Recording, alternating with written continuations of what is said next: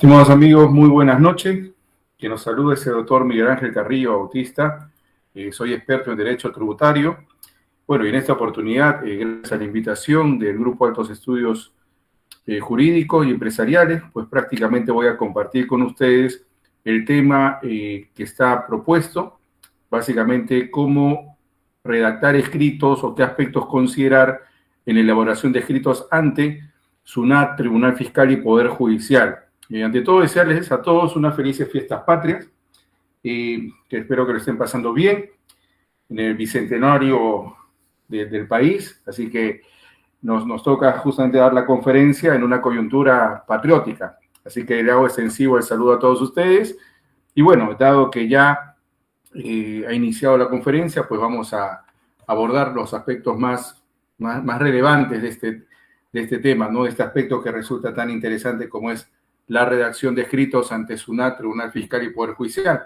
Bueno, sobre ese tema hay que señalar que en el ámbito administrativo y en el ámbito judicial seguramente los requisitos o las formalidades para presentar lo que vendría a ser los recursos o los remedios procesales, como es el caso, por ejemplo, de la queja o escrito de suspensión o conclusión, si hablamos de cobranza coactiva, pues no requieren una formalidad específica, ¿no? En sede judicial tal vez sí tenemos que seguir un orden para lo que vendría a ser la sumilla, la demanda, el petitorio, la pretensión principal, si hay una pretensión accesoria o subordinada, lo que vendría a ser también la casilla electrónica que hay que consignarnos para notificación de los escritos que forman parte del proceso judicial, el primero otro sí, segundo otro sí, fundamentos de hecho, fundamento de derecho, las pretensiones, ¿no? Que es lo que se invoca en este tipo de procedimiento.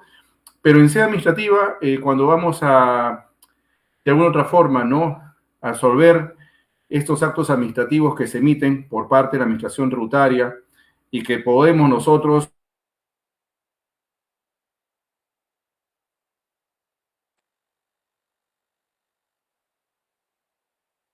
todo queda a criterio de los asesores empresariales, los asesores jurídicos,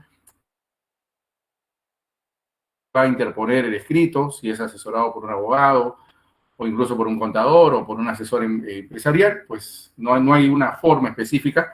Por eso lo que vamos a compartir en esta conferencia es básicamente cuáles son los principales escritos que se suscitan en estos expedientes, ¿no?, administrativos y en sede judicial. Así que les doy la bienvenida, nuevamente deseándoles unas felices fiestas patrias.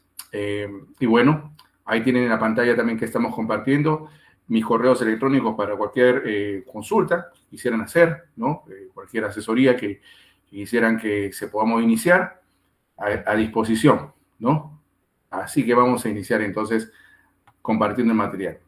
Lo primero que vamos a ver, y ahí estoy compartiendo la diapositiva, son los escritos frecuentes que los contribuyentes presentan, ¿no? Sobre todo cuando tienen que hacer frente a alguna actuación administrativa frente a la SUNAT, al Tribunal Fiscal, ¿no? Y vamos a ver también en el caso de la demanda contenciosa, ¿no? La demanda, la apelación y la casación, ¿no? Porque esto puede llegar incluso hasta la Corte Suprema, dependiendo seguramente también de cuál sea la posibilidad de ganar el caso. A veces se va a impugnar con intención de continuar la controversia, si es que se encuentra algún vicio de nulidad. Y en algunos casos, seguramente, como lo hemos hecho solamente para dilatar el proceso, ¿no?, y evitar seguramente un procedimiento inmediato de cobranza coactiva. Pero los argumentos que vamos a utilizar para uno u otro caso, pues van a tener en cuenta la forma y también el fondo. Así que lo primero que vamos a ver son los principales escritos que los contribuyentes pueden interponer justamente en sede administrativa y también en sede judicial. Ya tenemos un listado de escritos que normalmente se presentan respecto de alguno u otro procedimiento tributario, ¿no? Ahí tenemos, por ejemplo, si hablamos de una fiscalización, ¿no?, en la cual seguramente durante la pandemia ustedes han podido observar que SUNAT ha reiniciado, ¿no?, la actividad de fiscalización, más aún porque ha emitido documentos en forma virtual. Vamos a ver que la fisca es un procedimiento tributario, un procedimiento administrativo, el cual se inicia, si hablamos de una fiscalización parcial o una fiscalización definitiva, con la notificación que se le hace al contribuyente de una carta de presentación y un requerimiento. En la carta de presentación le indican pues quiénes son los sujetos fiscalizadores encargados de llevar a cabo la fiscalización, y en el primer requerimiento pues básicamente se le indica ante qué tipo de procedimiento estamos, no sé si es una fiscalización definitiva o una fiscalización parcial, y también si es una fisca parcial, también hay que tomar en cuenta, ¿no?, lo que vendría a ser los aspectos que van a ser materia de esta fisca parcial. Entonces, como es un procedimiento en el cual lo que se busca es verificar el cumplimiento, si se ha determinado correctamente o no la obligación tributaria por parte del contribuyente, pues lo que vamos a ver es que se notifican diversos requerimientos, ¿no? Requerimientos que son pedidos de información, un requerimiento general que es el primer requerimiento, luego tenemos los requerimientos de sustentación de reparos, podríamos hablar incluso del requerimiento previsto en el artículo 75 del Código Tributario, el cual es un requerimiento opcional, y lleva ese nombre porque justamente el artículo 75 del Código establece la posibilidad de que la administración, en forma discrecional, pueda notificarle al contribuyente las conclusiones a las cuales ha llegado a lo largo del procedimiento de fiscalización para que se formule sus observaciones o, de ser el caso, presente documentación adicional, ¿no?, que respalde su pretensión, si es que no lo ha presentado, por ejemplo, en los primeros requerimientos. Entonces, ante la notificación de un requerimiento, lo que vamos a tener en cuenta es que nosotros vamos a elaborar escritos de respuesta a estos requerimientos. Incluso hay que recordar que últimamente SUNAT ha venido notificando, por ejemplo, cartas inductivas, sobre todo a aquellos contribuyentes que tienen ingresos, ¿no?, que SUNAT atribuye como rentas no declaradas del exterior, ¿no? Y estas cartas inductivas están llegando con mucha frecuencia en las últimas semanas, pero en algunos casos no necesariamente es una renta gravada. Podemos hablar, por ejemplo, de donaciones, podemos hablar de operaciones de financiamiento, préstamos que no generan un ingreso, sino más bien un monto por pagar. Podemos hablar incluso de montos que no están afectos al impuesto a la renta, contratación de seguros, fondos mutuos, entre otros, ¿no? Entonces, las cartas inductivas pues no forman parte de un procedimiento de fiscalización, sino yo diría que formarían parte de esta facultad de verificación o control que tiene la administración tributaria sobre las obligaciones de los contribuyentes. Y si hay una carta inductiva, pues hay que atenderla también hay que dar respuesta con una carta inductiva, a la carta inductiva, ¿no? Un escrito de respuesta a carta inductiva, así como llega una carta, contestamos con carta. Entonces, uno de los escritos que vamos a ver son los escritos de respuesta a los requerimientos, ¿no? Cómo hay que señalar, ¿no?, los argumentos por parte de la empresa, qué es lo que hay que adjuntar para evitar una contingencia mayor frente al fisco, y eso en lo que vendría a ser este primer tipo de documentos. El segundo es el escrito de respuesta al requerimiento que había comentado el artículo 75, ¿no? Si es que el contribuyente considera oportuno, por ejemplo, presentar la respuesta a este requerimiento, que como le digo es meramente opcional, no está obligado el contribuyente a dar respuesta al requerimiento del 75, pero puede formular algunas apreciaciones, algunas observaciones a las cuales se dio la administración tributaria. Por eso le denominamos escrito de respuesta al requerimiento del artículo 75.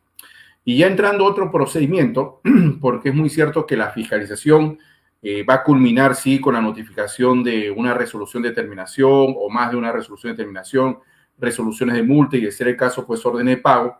Lo cierto es que en este procedimiento de fiscalización, también respecto de los actos que emita la administración, el contribuyente puede optar por reclamarlos, por pagar la deuda o incluso fraccionarla, ¿no?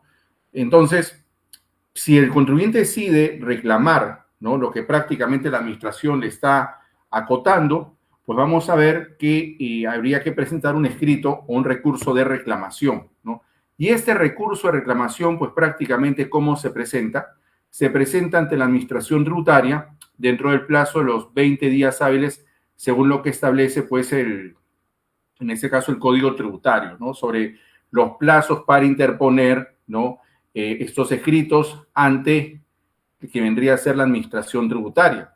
Y cuando hablamos nosotros del escrito de reclamación, pues lo que hay que recordar es que a partir de la reforma que tuvimos del Código Tributario sobre casi finales del 2016, pues ya no se requiere que el escrito contenga la firma de abogado hábil, ¿no? Entonces podemos presentar un escrito de reclamación contra una resolución de terminación, una resolución de multa, un orden de pago, una resolución de pérdida de fraccionamiento, resoluciones, por ejemplo, de comiso, cierre temporal de establecimiento, entre otros documentos que han sido notificados, en este caso, al deudor tributario, ¿no? Entonces, sobre esos elementos que prácticamente nosotros vamos a observar, ¿no? Ya corresponde que el contribuyente, si desea impugnar o cuestionar la deuda o evitar su pago, porque de repente no está de acuerdo con lo que se ha acotado en el procedimiento de fiscalización tributaria, pues la interposición del escrito de reclamación, ¿no? El recurso de reclamación.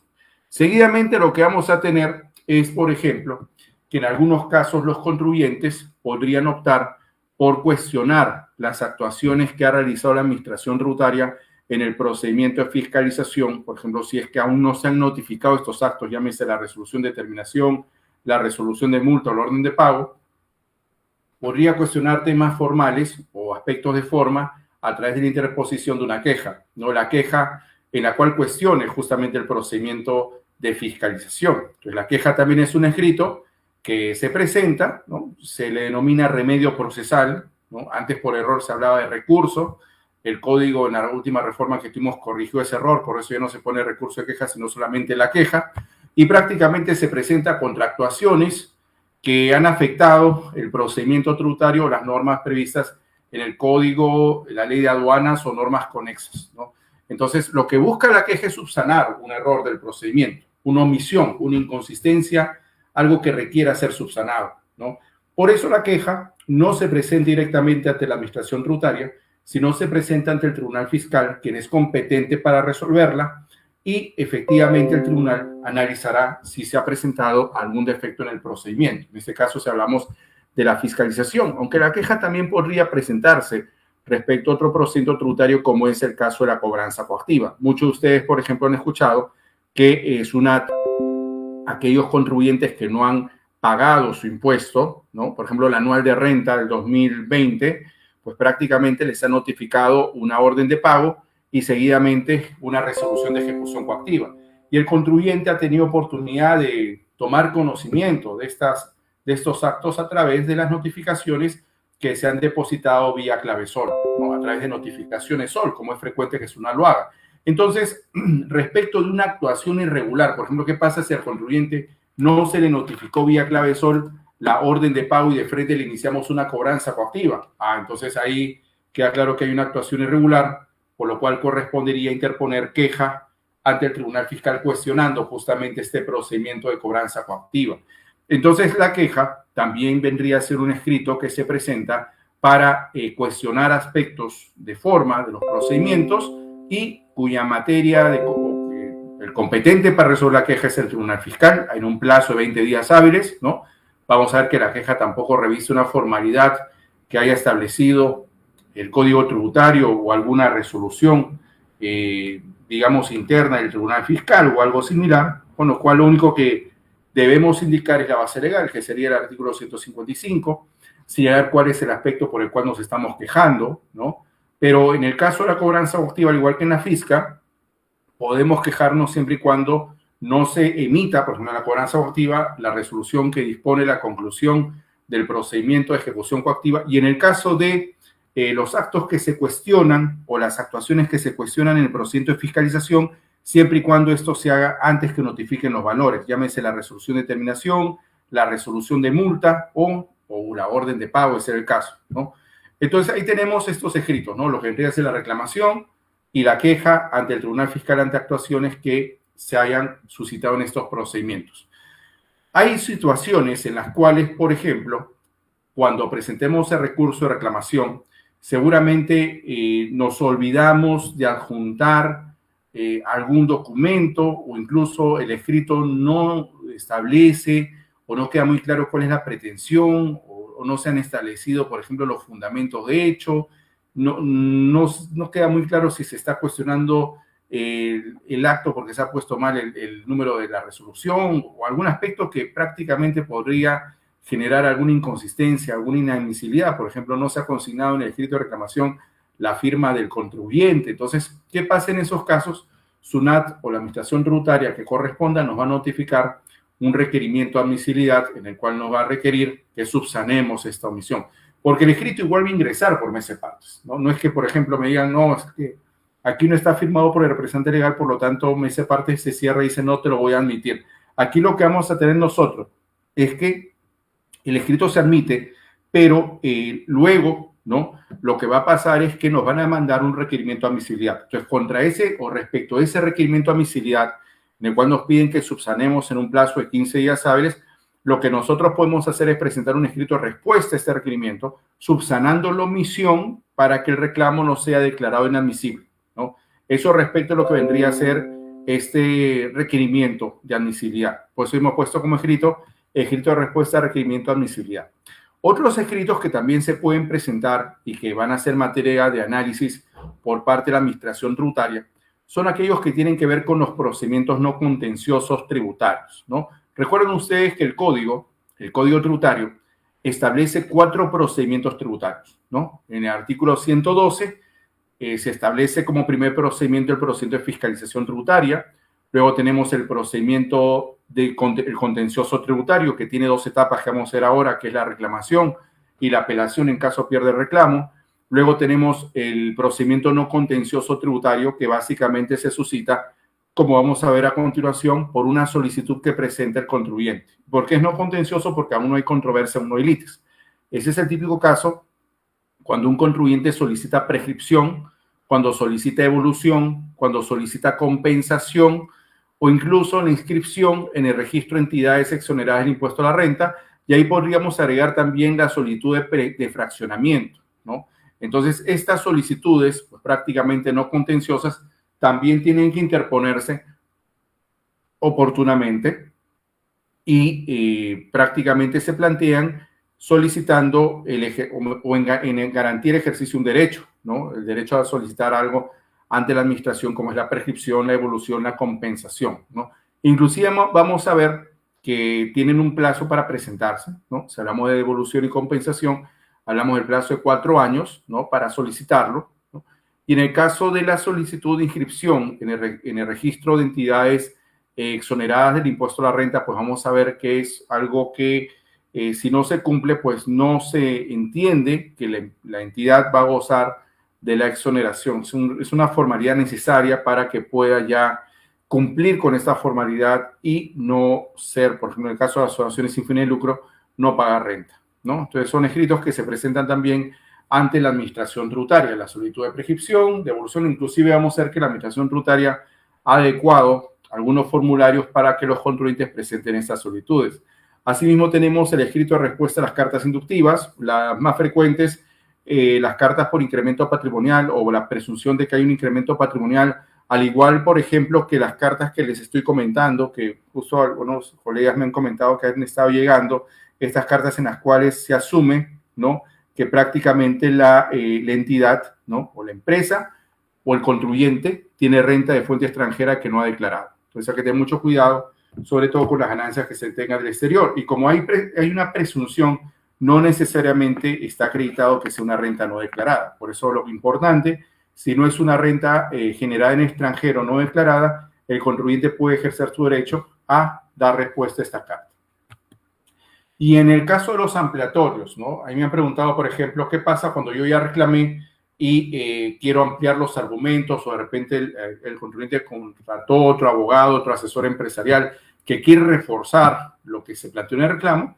Hay que recordar que también, como en un escrito frecuente, podríamos hablar de los ampliatorios de reclamación o de recurso de reclamación, los cuales pues prácticamente se interponen ante la administración tributaria, se hace referencia al expediente, ¿no?, que ya se ingresó como reclamo y se pone en la sumilla escrito ampliatorio de reclamación, ¿no?, cuando nosotros vamos a ampliar nuestros argumentos respecto a una actuación que hemos tenido previamente, un acto que ha sido impugnado previamente. Asimismo, en el caso de la cobranza coactiva, lo que vamos a ver es que es usual que los contribuyentes, de acuerdo a una causal acreditada, puedan solicitar la suspensión o la conclusión del procedimiento de cobranza coactiva, siempre y cuando se presente la causal prevista en el artículo 119 del Código Tributario. Entonces, si yo tengo iniciado un procedimiento de cobranza coactiva, por ejemplo, ahora que se está realizando en forma virtual y ya tenemos habilitada la mesa de parte virtual de la SUNAT, lo que va a corresponder es presentar el formulario 105011, ¿no?, en el cual lo lleno en forma virtual e invoco una causal de suspensión o conclusión o reducción del embargo, levantamiento del embargo, o de repente puede darse el caso que la cobranza está haciendo contra una persona distinta al obligado es decir, algún supuesto que genere que la cobranza resulta manifiestamente improcedente. Entonces, esos casos también son frecuentes cuando uno tiene que cuestionar pues estas actuaciones del procedimiento de cobranza coactiva, ¿no? Aunque vamos a ver que el cuestionamiento más eficaz, o sea, más que la suspensión o pedir la conclusión, es cuestionarlo a través de una queja ante el Tribunal Fiscal. Y se puede hacer en forma paralela, es decir, la presentación de la queja no desvirtúa o no excluye la presentación de un escrito de suspensión o conclusión del procedimiento de cobranza coactiva, ¿no? Asimismo tenemos, ¿qué pasa, por ejemplo, cuando el contribuyente ha presentado pues estas solicitudes no contenciosas, entiéndase la solicitud de devolución, de compensación o de prescripción, y sabemos que la administración tiene un plazo de 45 días hábiles para poder de alguna otra forma analizar el escrito presentado por el contribuyente, pero no lo hace, ¿no? ¿Qué pasa cuando transcurren 45 días hábiles sin que haya algún pronunciamiento de la administración? Bueno, vamos a ver que de acuerdo a lo que establece el Código Tributario, los contribuyentes pueden optar por presentar una reclamación contra la resolución ficta negatoria de solicitud no contenciosa. Pues hemos puesto ahí escrito de reclamación contra resolución denegatoria ficta de solicitud no contenciosa. Asimismo, puede darse el caso que el inmueble o el bien que se está afectando con cobranza coactiva, pues es de propiedad de un tercero que es propietario antes que haya entrado la medida cautelar de embargo. Entonces, ahí lo que sucede es que esta persona, ¿no?, lo que va a hacer es presentar un escrito de intervención excluyente de propiedad, ¿no?, en el procedimiento de cobranza coactiva para evitar que ese inmueble o ese bien sea ejecutado, ¿no?, acreditando que es propietario antes de que traen la medida de embargo, ¿no?, antes que se inicie el procedimiento de cobranza coactiva, ¿no? Y ahí tenemos ese escrito, se denomina escrito de intervención excluyente de propiedad. Asimismo, otro caso de escrito frecuente, sobre todo en el procedimiento de fiscalización, se da cuando un contribuyente, por ejemplo, no puede cumplir oportunamente con lo que le está siendo requerido por la administración tributaria. Entonces lo que hace es solicitar la prórroga, ¿no?, para la presentación o exhibición de documentos en el procedimiento de fiscalización. Y como había comentado sobre el final, pues prácticamente también tiene la potestad de presentar respuestas a esquelas de citación, cartas inductivas o cartas de comparecencia. Y en etapa de apelación, pues lo que vamos a ver es que el contribuyente, si por ejemplo el reclamo fuera denegado por parte de la administración, puede interponer recurso de apelación, ¿no? Asimismo, respecto de la apelación, puede ampliar sus argumentos a través de un recurso de apelación. Incluso podría apelar la resolución que declare improcedente la intervención excluyente de propiedad. También es una causal, por ejemplo, que el contribuyente podría utilizar para ampliar sus argumentos o incluso apelar la improcedencia y la intervención excluyente de propiedad. Y también podría presentar, por ejemplo, solicitud de aclaración, ampliación o corrección de fallo, ¿no? Estos son casos, por ejemplo, en los cuales los contribuyentes han sido notificados con la resolución del Tribunal Fiscal, pero aún así consideran que hay un aspecto que deba ser aclarado, ampliado, corregido, ¿no? Entonces, en esos casos lo que vamos a ver es que un escrito frecuente que se suscita, sobre todo respecto a estos procedimientos, es que podría presentarse una solicitud de aclaración, ampliación o corrección de fallo, ¿no? También tenemos el caso de escritos de queja que se pueden presentar respecto a actuaciones que prácticamente haya realizado la administración tributaria y que prácticamente el administrado, en este caso el contribuyente, cuestione a través de una queja. Ahí tenemos, por ejemplo, la queja por demora en elevar el expediente de apelación, que es muy frecuente, ¿no? Cuando, por ejemplo, la administración supera los 30 días hábiles que tiene para elevar el expediente de apelación ante el Tribunal Fiscal. Luego tenemos la queja ante el Tribunal Fiscal, por ejemplo, contra actuaciones que afecten el procedimiento de fiscalización, que lo había comentado, ¿no? O sea, ¿qué casos son frecuentes para presentar queja? Sucede que de repente la administración me está notificando requerimientos a pesar que ha transcurrido el año de la fecha en que yo cumplí con el primer requerimiento en su totalidad. Entonces, esa actuación que resulte irregular podría cuestionarse a través de una queja que se presente en este caso ante el Tribunal Fiscal, ¿no? Asimismo, tenemos queja contra actuaciones que afecten el procedimiento, por ejemplo, de cobranza coactiva, ¿no? Le habíamos comentado cuando el embargo es mayor al monto de la deuda, cuando se susciten actuaciones que evidencien que prácticamente la cobranza coactiva se está realizando en forma irregular, ¿no?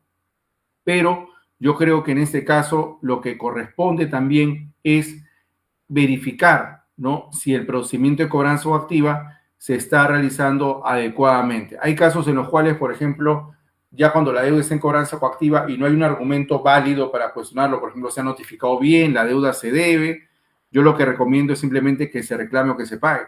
No, perdón, que se fraccione o que se pague, porque ya si vamos a impugnar el acto administrativo fuera de plazo, nos van a declarar inadmisible y esto tampoco va a suspender el procedimiento de cobranza coactiva. Entonces, así como presentamos la apelación, ¿no? En un plazo de 15 días hábiles que tenemos para presentar la apelación, contados del día siguiente, la notificación del acto administrativo, considerando días hábiles, podemos ampliar el recurso a apelación mientras que no sea resuelto el expediente, en ese caso por el Tribunal Fiscal, y también evaluar los mecanismos de queja contra actuaciones que afecten el procedimiento, la formalidad justamente del procedimiento. Y vamos a resumir un poco lo que estamos viendo, porque yo les había comentado que el código regula 4 procedimientos, ¿no? Y en estos 4 procedimientos, pues vamos a ver que las actuaciones que se pueden suscitar son completamente distintas. Ahí tenemos el caso, por ejemplo, del procedimiento de fiscalización tributaria, ¿no? Ya les he comentado que la fiscalización termina siendo pues un procedimiento en el cual lo que se busca es efectuar una nueva determinación de la obligación tributaria. Y sobre eso, pues la administración tiene facultades discrecionales que están previstas justamente en el artículo 62 y siguientes del Código Tributario, por el cual puede solicitar documentación, exhibición de documentos, hacer cruce de información, toma de manifestación, incluso puede hacer lo que vendría a ser inventarios, verificar el cumplimiento de las obligaciones formales, entre otros. Entonces, la fija termina iniciándose con lo que vendría a ser una carta de presentación y un requerimiento y culmina con la notificación de los valores, entiéndase la resolución de terminación, resolución de multa o orden de pago, ¿no? Entonces, sobre este procedimiento, ya vimos que el mecanismo idóneo para cuestionarlo sería la queja ante el Tribunal Fiscal, pero cuestionar aspectos formales. Y otro mecanismo de defensa que tenemos es dar respuesta oportuna a cada uno de los requerimientos que la Administración Tributaria nos va notificando, ¿no? La notificación del requerimiento implica la respuesta a un requerimiento y así hay que estar dentro de este procedimiento que básicamente, como ustedes han podido darse cuenta, es un procedimiento probatorio, ¿no? O sea, en el cual lo que se va a buscar es que el contribuyente sustente con la mayor documentación probatoria que las operaciones efectivamente se han realizado. Luego tenemos el procedimiento contencioso tributario, que es un procedimiento que se inicia con la interposición de una reclamación contra el acto reclamable, que puede ser una resolución de terminación, una resolución de multa, un orden de pago, una resolución de pérdida de fraccionamiento o cualquier acto que esté vinculado con la determinación de la obligación tributaria. También sea caso de reclamación contra, por ejemplo, la resolución de comiso, resolución de cierre temporal de establecimiento, resolución de internamiento temporal de vehículos o cierre de oficinas profesionales, ¿no? Entonces también son actos impugnables a través de la reclamación y en caso el contribuyente no tenga un pronunciamiento favorable por parte de la administración, ¿qué haría en este caso la potestad de presentar la apelación ante el Tribunal Fiscal, ¿no? El escrito de apelación, recuerden, que es un escrito que se presenta ante la administración para que lo eleve al Tribunal Fiscal. Para ese plazo que tiene la administración para que se eleve el expediente al Tribunal Fiscal es de 30 días hábiles y el plazo que tengo yo para apelar, como ya he comentado, es de 15 días hábiles, ¿no? Asimismo, tenemos el procedimiento no contencioso tributario, ¿no? Que es un procedimiento en el cual, pues prácticamente lo que hacemos nosotros, lo inicia el contribuyente en ejercicio de su derecho de petición, ¿no? Puedo pedir prescripción, devolución, compensación, fraccionamiento o cualquier otra solicitud que desee presentar el contribuyente que prácticamente amerite un pronunciamiento por parte de la administración tributaria. En el cuarto punto vamos a ver, por ejemplo, el procedimiento de cobranza coactiva, el cual es un procedimiento en el cual ya tenemos una deuda que resulta exigible coactivamente y que seguramente va a dar lugar a una notificación. O sea, ¿cómo se inicia la cobranza coactiva? La cobranza coactiva se inicia con la notificación de una resolución de ejecución coactiva, la cual tiene un mandato de pago de 7 días hábiles, ¿no? O sea, 7 días hábiles que tiene el contribuyente para presentar, ¿no? O pagar la deuda, o incluso puede fraccionarla, pero recuerden que el fraccionamiento no suspende la cobranza, pero básicamente son 7 días hábiles bajo apercibimiento de la ejecución forzosa, es decir, ya trabar embargos, el más utilizado en forma de retención, sea en cuenta bancaria, embargo por cuenta de tercero o embargo respecto a inmueble. Entonces, vamos a ver que estos procedimientos de cobranza coactiva es un procedimiento que se inicia solamente cuando tenemos una deuda que resulta exigible coactivamente. Y prácticamente las causales de suspensión y conclusión del procedimiento de cobranza activa la vamos a encontrar justamente en el artículo 119 del Código Tributario, ¿no? Entonces, estos 4 procedimientos, lo que vamos a hacer a continuación es que tienen mecanismos de defensa que vamos a presentar a través de recursos, de escritos o incluso la queja para poder cuestionar cada uno de ellos, ¿no? Son procedimientos tributarios recogidos como tales según lo que establece el artículo 112 del Código Tributario. Ahí en el caso de la fisca, ¿no? La facultad de verificación y fiscalización, vamos a encontrar pues 3 procedimientos: la fisca definitiva, la fisca parcial y la fisca parcial electrónica, ¿no? Dependiendo cómo se inicie o qué aspecto es el que va a ser materia de fiscalización, vamos a estar frente a uno u otro procedimiento, ¿no? Hay que recordar que la fisca parcial electrónica lo que implica es que todo se va a realizar vía notificaciones en clave SOL, ¿no? Hay que recordar también que a la fecha no hemos tenido un caso de fiscalización parcial electrónica. Lo que hemos tenido, por eso ahí se confunde mucho el término cuando se habla de fiscalización electrónica, es casos en los cuales la administración ha notificado en forma virtual o a través de medios electrónicos actos administrativos, ¿no?, que podía ser notificado en forma presencial, pero ha utilizado la forma de notificación que establece el inciso B del artículo 104 del Código, ¿no? Pero no necesariamente es una fisca electrónica, una fisca parcial electrónica. La fisca parcial electrónica, ¿cómo se inicia? Según lo que establece en este caso el Código Tributario, la fisca parcial electrónica se va a iniciar con la notificación de una carta y una liquidación preliminar del tributo a regularizar, ¿no? Por eso lo que se dice es que la fisca parcial electrónica, pues prácticamente se va a empezar a aplicar cuando toda la información que pueda optar la administración para fiscalizar al contribuyente se pueda conseguir en forma virtual. Hablemos de comprobantes de pago electrónicos, hablemos de libros o registros electrónicos, cruce información sobre información que esté dispuesta a través de mecanismos electrónicos o similares, ¿no? Por eso lo que se dice también es que en el caso de la fiscalización parcial electrónica se inicia con la notificación de una carta y una liquidación preliminar del tributo a regularizar, ¿no? Ese es el caso del procedimiento de fiscalización parcial electrónica, que inclusive tiene un plazo máximo de duración, no puede extenderse más de 30 días hábiles y básicamente vamos a ver que se le da al contribuyente 10 días hábiles para poder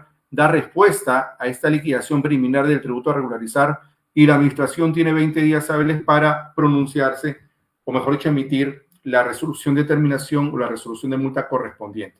En el cuarto punto les he indicado lo que es el procedimiento de verificación tributaria, pero como les digo, en realidad no es un procedimiento. Yo le estoy dando la categoría de procedimiento, pero es usual, sobre todo cuando sale notificación de cartas inductivas, esquela de citación, esquela de comparecencia. Son actos, yo diría que más que un procedimiento, una facultad de verificación o efectuar el control de obligaciones tributarias a cargo de la administración. Y los mecanismos de defensa, un poco para entrar al tema de los escritos, van a variar respecto a qué procedimiento estemos, ¿no? Por ejemplo, en el caso del procedimiento de verificación o fiscalización, vamos a ver que el remedio procesal para poder cuestionar la queja ante el Tribunal Fiscal, en el caso del proceso o procedimiento contencioso tributario, el recurso de reclamación que se presenta ante la Administración Tributaria que emitió el acto administrativo y el recurso de apelación ante el Tribunal Fiscal. En el caso del procedimiento no contencioso tributario, que habíamos comentado, ¿no?, que se inicia con una solicitud que presenta el contribuyente, puede dar lugar, por ejemplo, a un recurso de apelación si es que el acto que sea, o mejor dicho, el acto que emite la administración es desfavorable para los intereses del contribuyente, y de una reclamación previa cuando la respuesta ha sido respecto de una solicitud de devolución. La norma señala que la resolución que niega la devolución es un acto reclamable y posteriormente apelable, ¿no? Entonces, en el caso no contencioso, el mecanismo de defensa que vamos a ver es básicamente a través de una apelación o una reclamación previa si es que es un expediente de devolución. Si hay un cuestionamiento, por ejemplo, alguna omisión, algún vicio del procedimiento en una fiscalización que se ha llevado a cabo como consecuencia de una solicitud de devolución, ese cuestionamiento se puede hacer a través de la presentación de una queja ante el Tribunal Fiscal. Y finalmente, en el caso de la cobranza coactiva, como ya lo había comentado, el contribuyente lo que va a optar seguramente es por presentar un escrito de suspensión o conclusión de cobranza coactiva, pero en paralelo también puede presentar una queja ante el Tribunal Fiscal cuestionando si la cobranza coactiva se realizó en forma irregular. Pero como les digo, si no hay manera, o sea, si no hay argumento de cuestionar la cobranza coactiva, lo que debería hacer el contribuyente es pagar o fraccionar la deuda. Porque ¿para qué vamos a quejarnos si el procedimiento se ha seguido adecuadamente, si la deuda es exigible, si prácticamente los valores han sido notificados a través de vía notificaciones solo en forma presencial? Es decir, no hay algún aspecto que sea materia de cuestionamiento por parte del contribuyente ante la administración tributaria. Algunos escritos que vamos a ver tienen que ver con respuestas a cartas inductivas, ¿no? Como ustedes van a observar, vamos a ver un modelo o una carta, por ejemplo, en la cual se ha notificado al contribuyente, ¿no?, una carta inductiva, ¿no?, y cómo esto se puede cuestionar a través de estos escritos, ¿no? Vamos a verlo entonces.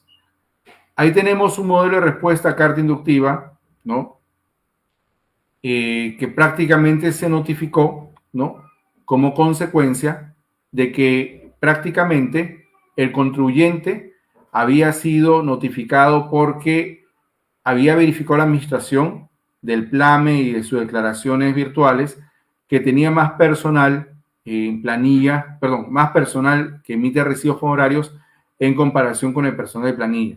Entonces le notificó esta supuesta inconsistencia, ¿no?, que prácticamente se había verificado, ¿no?, del personal de planilla con los de cuarta, y en función a eso le estaba diciendo, ¿no?, al contribuyente que debía subsanar, pagar la renta de quinta no declarada o no pagada, ¿no?, al advertir pues esta inconsistencia, ¿no?, con una carta que en realidad no tenía mucho sustento legal, porque la norma no señala que yo tenga que tener más personal en planilla que por locación de servicios, ¿no? Por lo menos la norma tributaria no lo señala así.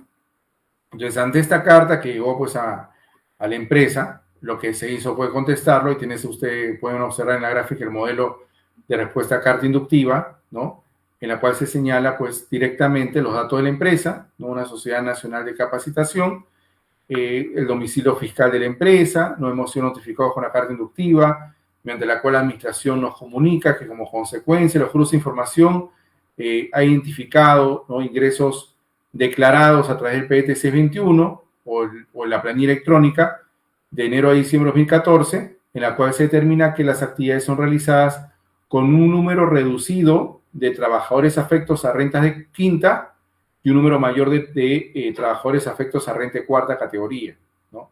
Entonces, al momento que se analizan los argumentos, por ejemplo, se le explicó, ¿no?, que la norma tributaria no señala que haya una obligación por parte de las empresas de verificar que su personal tenga una mayor proporción en planilla que los de cuarta. Eso ya queda a discreción de cada empresa, de la forma de contratación. Claro que podría originar de repente alguna acotación por parte del SUNAFIR si es que verifica, ¿no?, que el personal que esté emitiendo recibos pues prácticamente debe estar en planilla, ¿no? Entonces, en estos casos lo que se solicita, lo que se exige es que prácticamente sobre las obligaciones que se están verificando por parte de los contribuyentes, si la norma no señala expresamente una obligación, simplemente no hay que cumplirlo.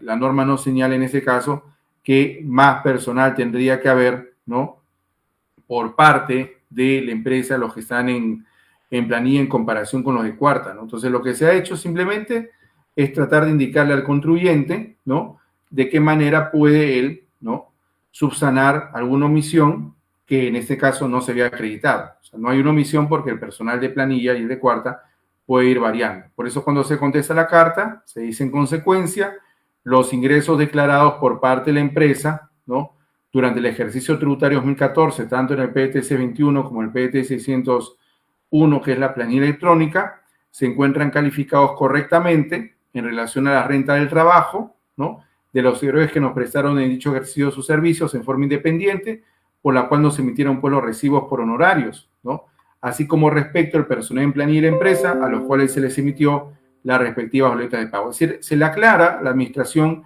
que no había obligación de diferenciar entre la cantidad del personal que emite recibos y la cantidad del personal que está en planilla.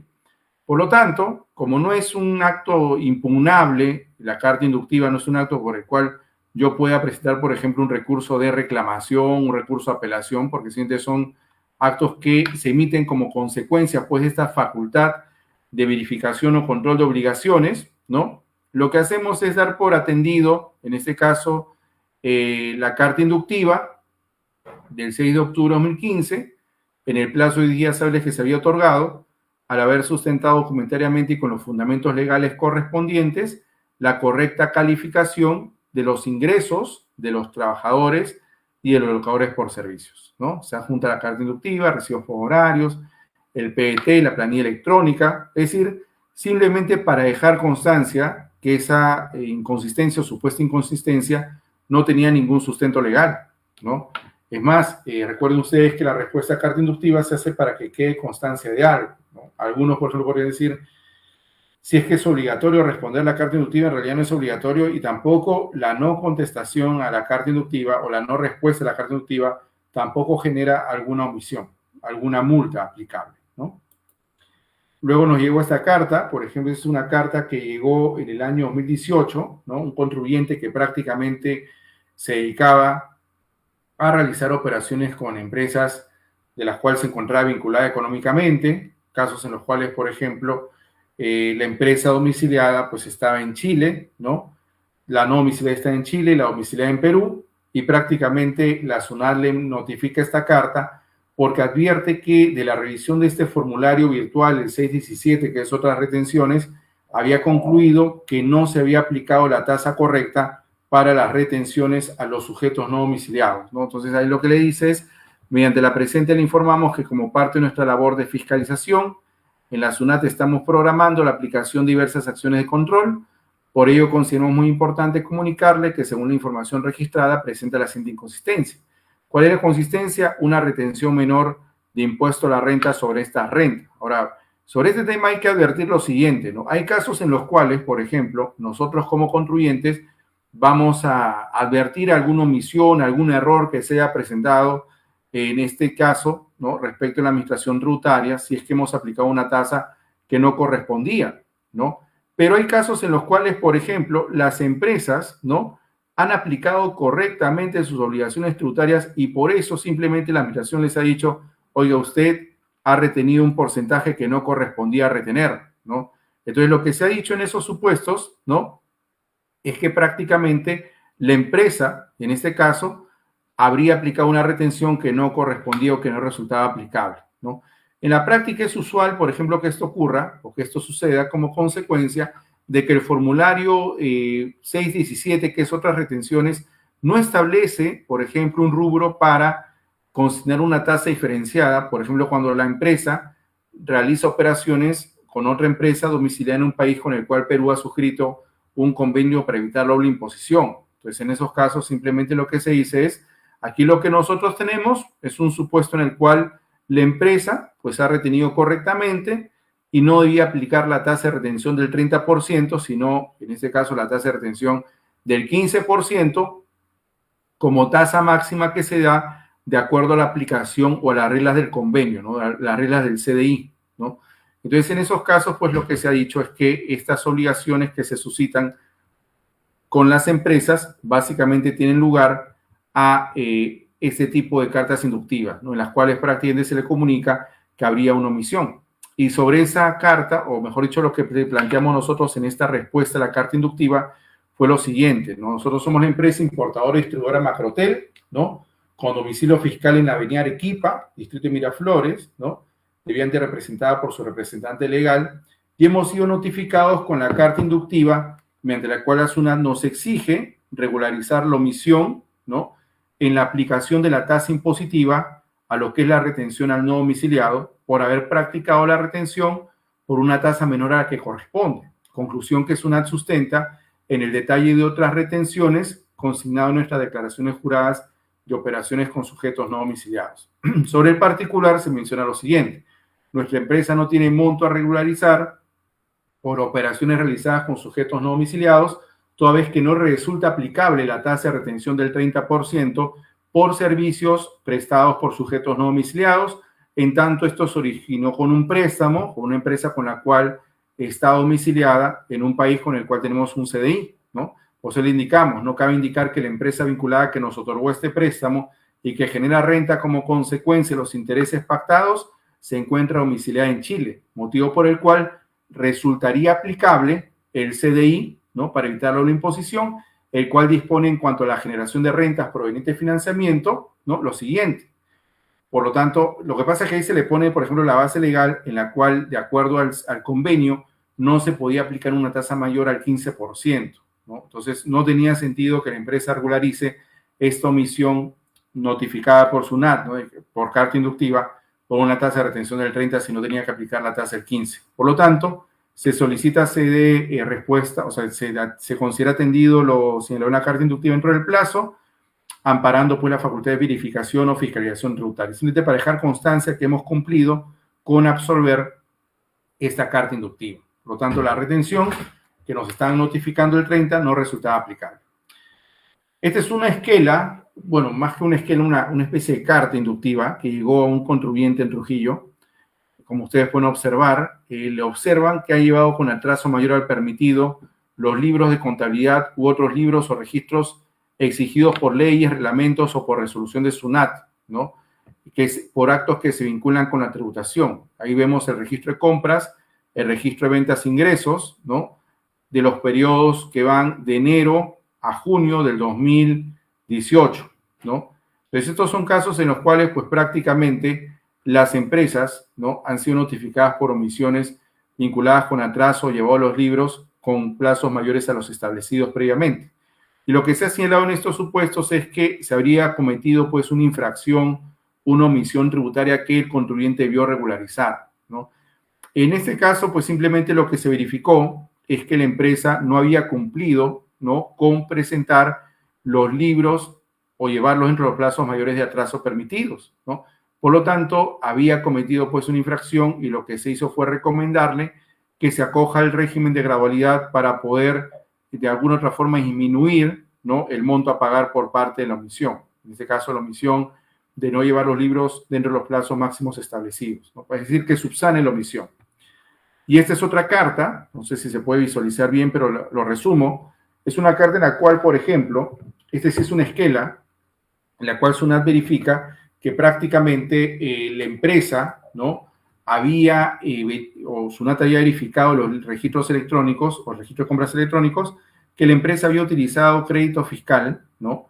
Respecto a comprobantes de pago emitidos por un sujeto que tenía la condición de emisor electrónico, pero que había emitido comprobantes de pago físicos, ¿no? Entonces le dicen al contribuyente que no estaría facultado, en este caso, para aceptar o deducir el crédito fiscal con comprobante de pago físicos respecto a un emisor electrónico. Por eso la acotación es la siguiente. Y le dicen, nuestros sistemas han detectado que en su registro de compras electrónico usted ha anotado comprobantes de pago que no pueden ser utilizados para sustentar gasto-costo, debido a que en la fecha en que fueron emitidos, sus emisores tenían la condición de no habidos. Por lo tanto, no puede hacer uso del crédito fiscal vinculado con dichos comprobantes de pago. Entonces, la acotación o la observación que se hace es básicamente en función al tipo de documento que sustenta el uso del crédito fiscal. En este caso, la empresa no estaba facultada o habilitada para deducir, en este caso,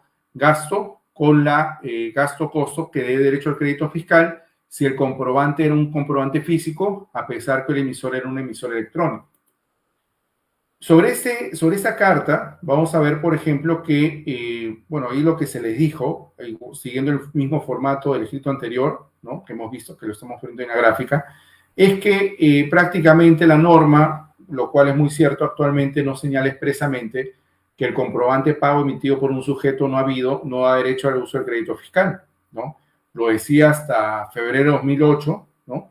Pero la interpretación que ha hecho el tribunal sobre ese tema es que si bien se modificó el artículo 19, inciso B de la ley del IGB, lo que tenemos es que de acuerdo al inciso A del artículo 18 de la ley, al no ser gasto-costo para efecto de un impuesto a la renta, tampoco haría derecho al crédito fiscal. Pero ahí se le dijo al cliente que seguramente SUNAT en una fisca podría, o sea, si inicia una fisca, podría basarse en ese marco legal y podríamos nosotros basarnos en que al día de hoy, pues la norma ya no lo regula expresamente. En cuanto a los escritos vinculados con la fiscalización, por ejemplo, yo les había comentado que si hay una actuación irregular en la fiscalización, lo que corresponde es presentar una queja, ¿no? Entonces, aquí básicamente tenemos un caso en que el contribuyente presentó una queja contra un procedimiento de fiscalización parcial, ¿no? Porque prácticamente le estaban pidiendo documentación de periodos ya prescritos, ¿no? Y además le estaban desconociendo el saldo a favor arrastrable para efectos de sus, ¿no? O su compensación contra deuda tributaria. Y el modelo de queja que hay que presentar es el siguiente, ¿no? Esta queja, por ejemplo, va dirigida al Tribunal Fiscal y en la sumilla se consigna queja contra la administración tributaria, bueno, contra el procedimiento de fiscalización parcial porque había involucrado documentación correspondiente a periodos prescritos. Vean ustedes que esta sumilla es en función a la queja que va al Tribunal Fiscal. La empresa se llama, bueno, en este caso la empresa Automotores Mopal. Presentamos justamente los datos del contribuyente, hablamos de su domicilio, el dato del representante legal de la empresa, y ahí decimos, ¿no? Que hemos tomado conocimiento de la notificación de un requerimiento emitido el 26 de enero de 2018, mediante el cual la administración ha procedido a requerirme diversa documentación vinculada, ¿no? Con mis obligaciones tributarias del periodo 2015-2018 por IGB, en ese caso que corresponde a la correcta determinación, bueno, no para sonar, de lo que vendría a ser el uso del crédito fiscal, ¿no? Ahí está. En el contenido, justamente del requerimiento, en la página 9, SUNAT refiere que con el fin de verificar el saldo a favor del IGB del periodo anterior por el contribuyente, ¿no? En el periodo de enero de 2015, a través del PET 621, se efectuó el seguimiento de los periodos de enero de 2013 a diciembre de 2014, que en virtud del artículo 25, identificando que la empresa tiene anotado en el registro de compras adquisiciones grabadas destinadas a ventas grabadas, a ventas no grabadas y operaciones comunes, ¿no? Lo que pasa es que en este caso lo que la administración estaba pretendiendo era desconocer el uso del crédito fiscal, amparándose en que la empresa tenía conocimiento de que las ventas grabadas se iban a producir 3 o 4 meses después, y esa era la razón por la cual la empresa no estaba facultada a hacer la prorrata del crédito fiscal, es decir, utilizar parte del IGB de las facturas de compra, ¿no? Pero además le había señalado en este requerimiento que en caso no presentase la documentación que correspondía a los periodos o a los saldos que pertenecían a periodos ya prescritos, le iba a generar un desconocimiento del saldo arrastrable de los 298.000 soles, ¿no? En ese sentido, SUNAT concluye que no sustentar lo solicitado se procedería a considerar el saldo a favor como cero, según lo determinado por dicha entidad, ¿no? Y bueno, ahí ponemos un poco el argumento, ¿no? Atendiendo lo que nos están observando, a través de este escrito cuestionamos la actuación de la administración de desconocer el saldo a favor acumulado entre diciembre de 2014 aplicable a enero de 2015 en adelante, sin mayor sustento alguno, y comprendiendo entre el periodo fiscalizado a lo que vendría a ser 2013 a diciembre de 2014, que claro, para ese periodo ya se encontraba prescrito. Por lo tanto, ahí lo que se solicitó fue que se declare fundada la queja, ¿no? Que la administración dé por concluido el procedimiento de fiscalización por haberse identificado actuaciones irregulares, y también lo que se indicó fue que prácticamente se impida o de alguna otra forma se deje sin efecto esta pretensión de desconocer el arrastre, ¿no? Del crédito fiscal o la prorrata que había efectuado la empresa. Ahí está.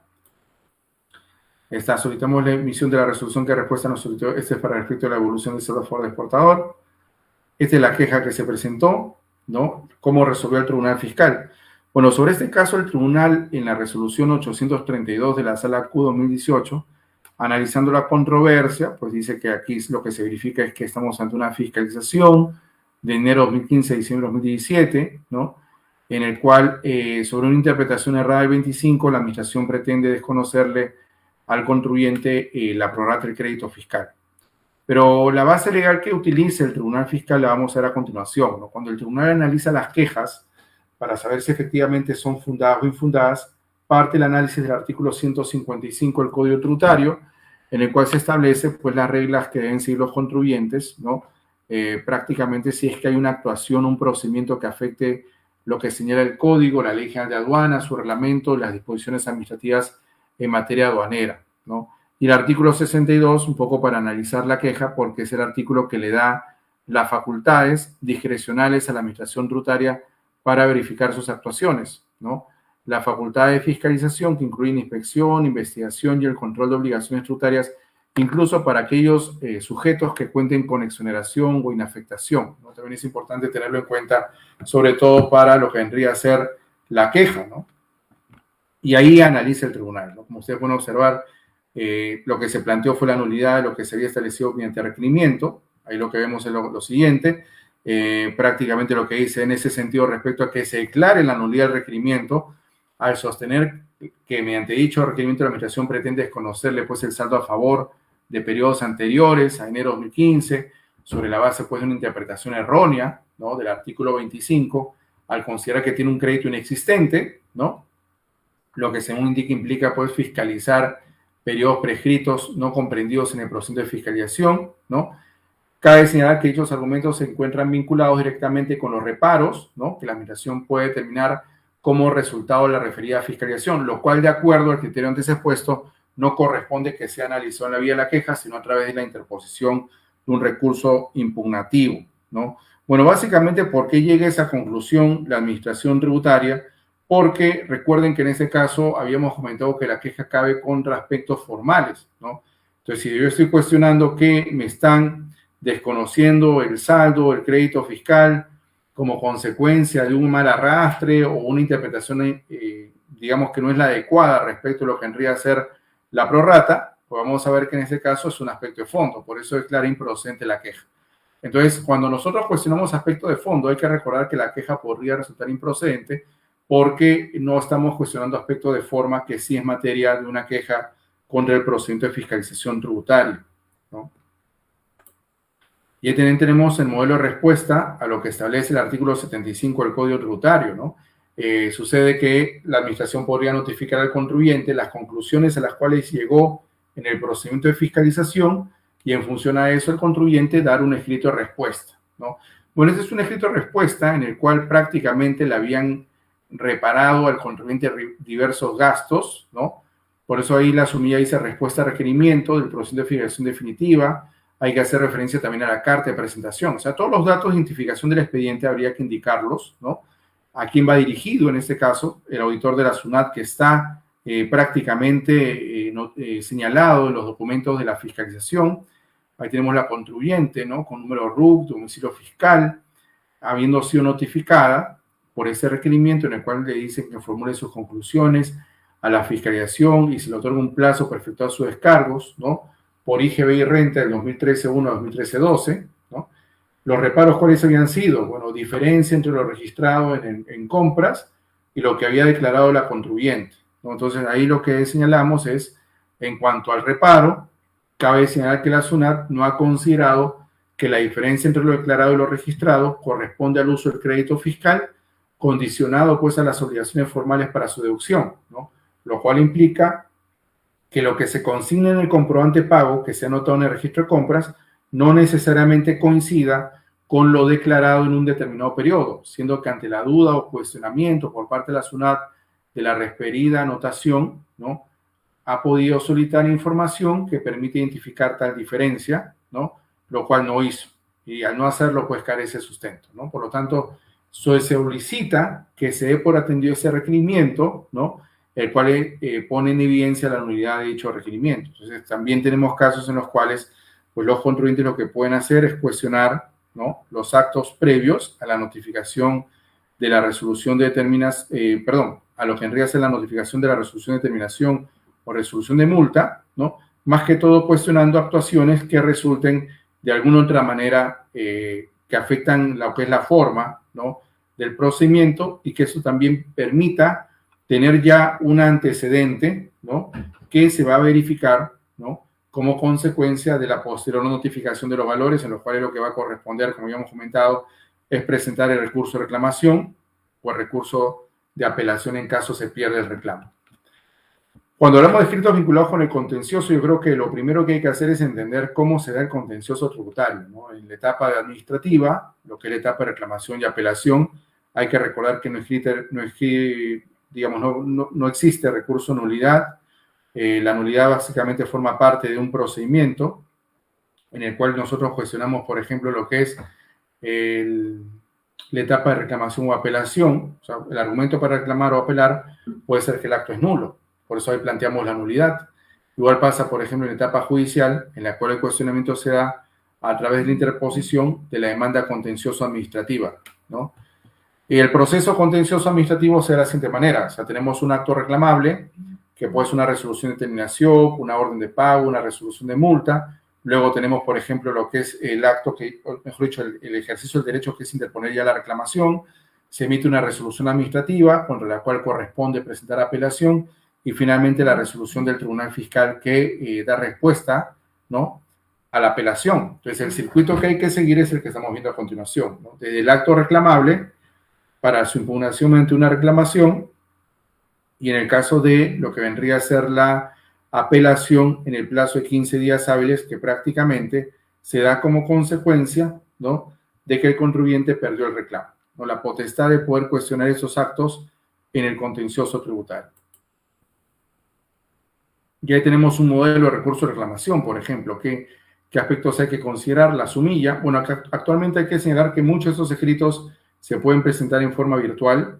Ya la SUNAT y el Tribunal Fiscal han habilitado la mesa de parte virtual, ¿no?, tanto para la presentación de lo que es la reclamación, la apelación, la queja, los ampliatorios o las solicitudes de declaración, corrección o ampliación de fallo. Por lo tanto, la sumilla va a indicar lo siguiente, ¿no? Recurso de reclamación contra resolución de terminación. Ahí tenemos el nombre de contribuyentes, los datos generales, ¿no? En este caso lo que vendría a ser el detalle de su domicilio fiscal, representante legal, ¿no?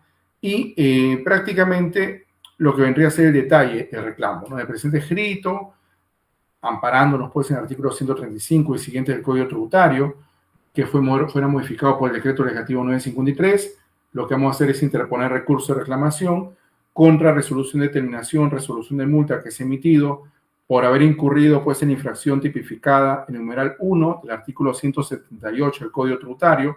Por lo tanto, se interpone dentro de los 20 días hábiles que señala la norma, ¿no? Ahí vemos los fundamentos de hecho, ¿no? Por ejemplo, los fundamentos están aquí básicamente, ¿no?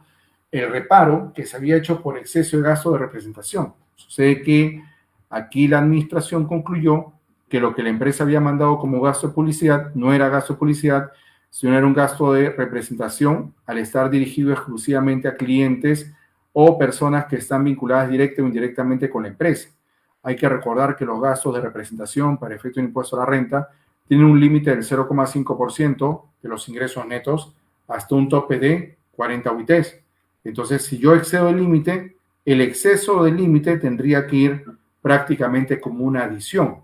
Y hasta el tope sí podría ir como gasto deducible. Por eso lo que llamó la atención aquí fue prácticamente por qué la administración no había reparado. El reparo que hace la administración no es porque el gasto no esté sustentado, sino básicamente fue porque al calificar la administración tributaria como gastos de representación, pues prácticamente lo que habíamos tenido era un desconocimiento a un porcentaje pues, de este tipo de gastos, ¿no?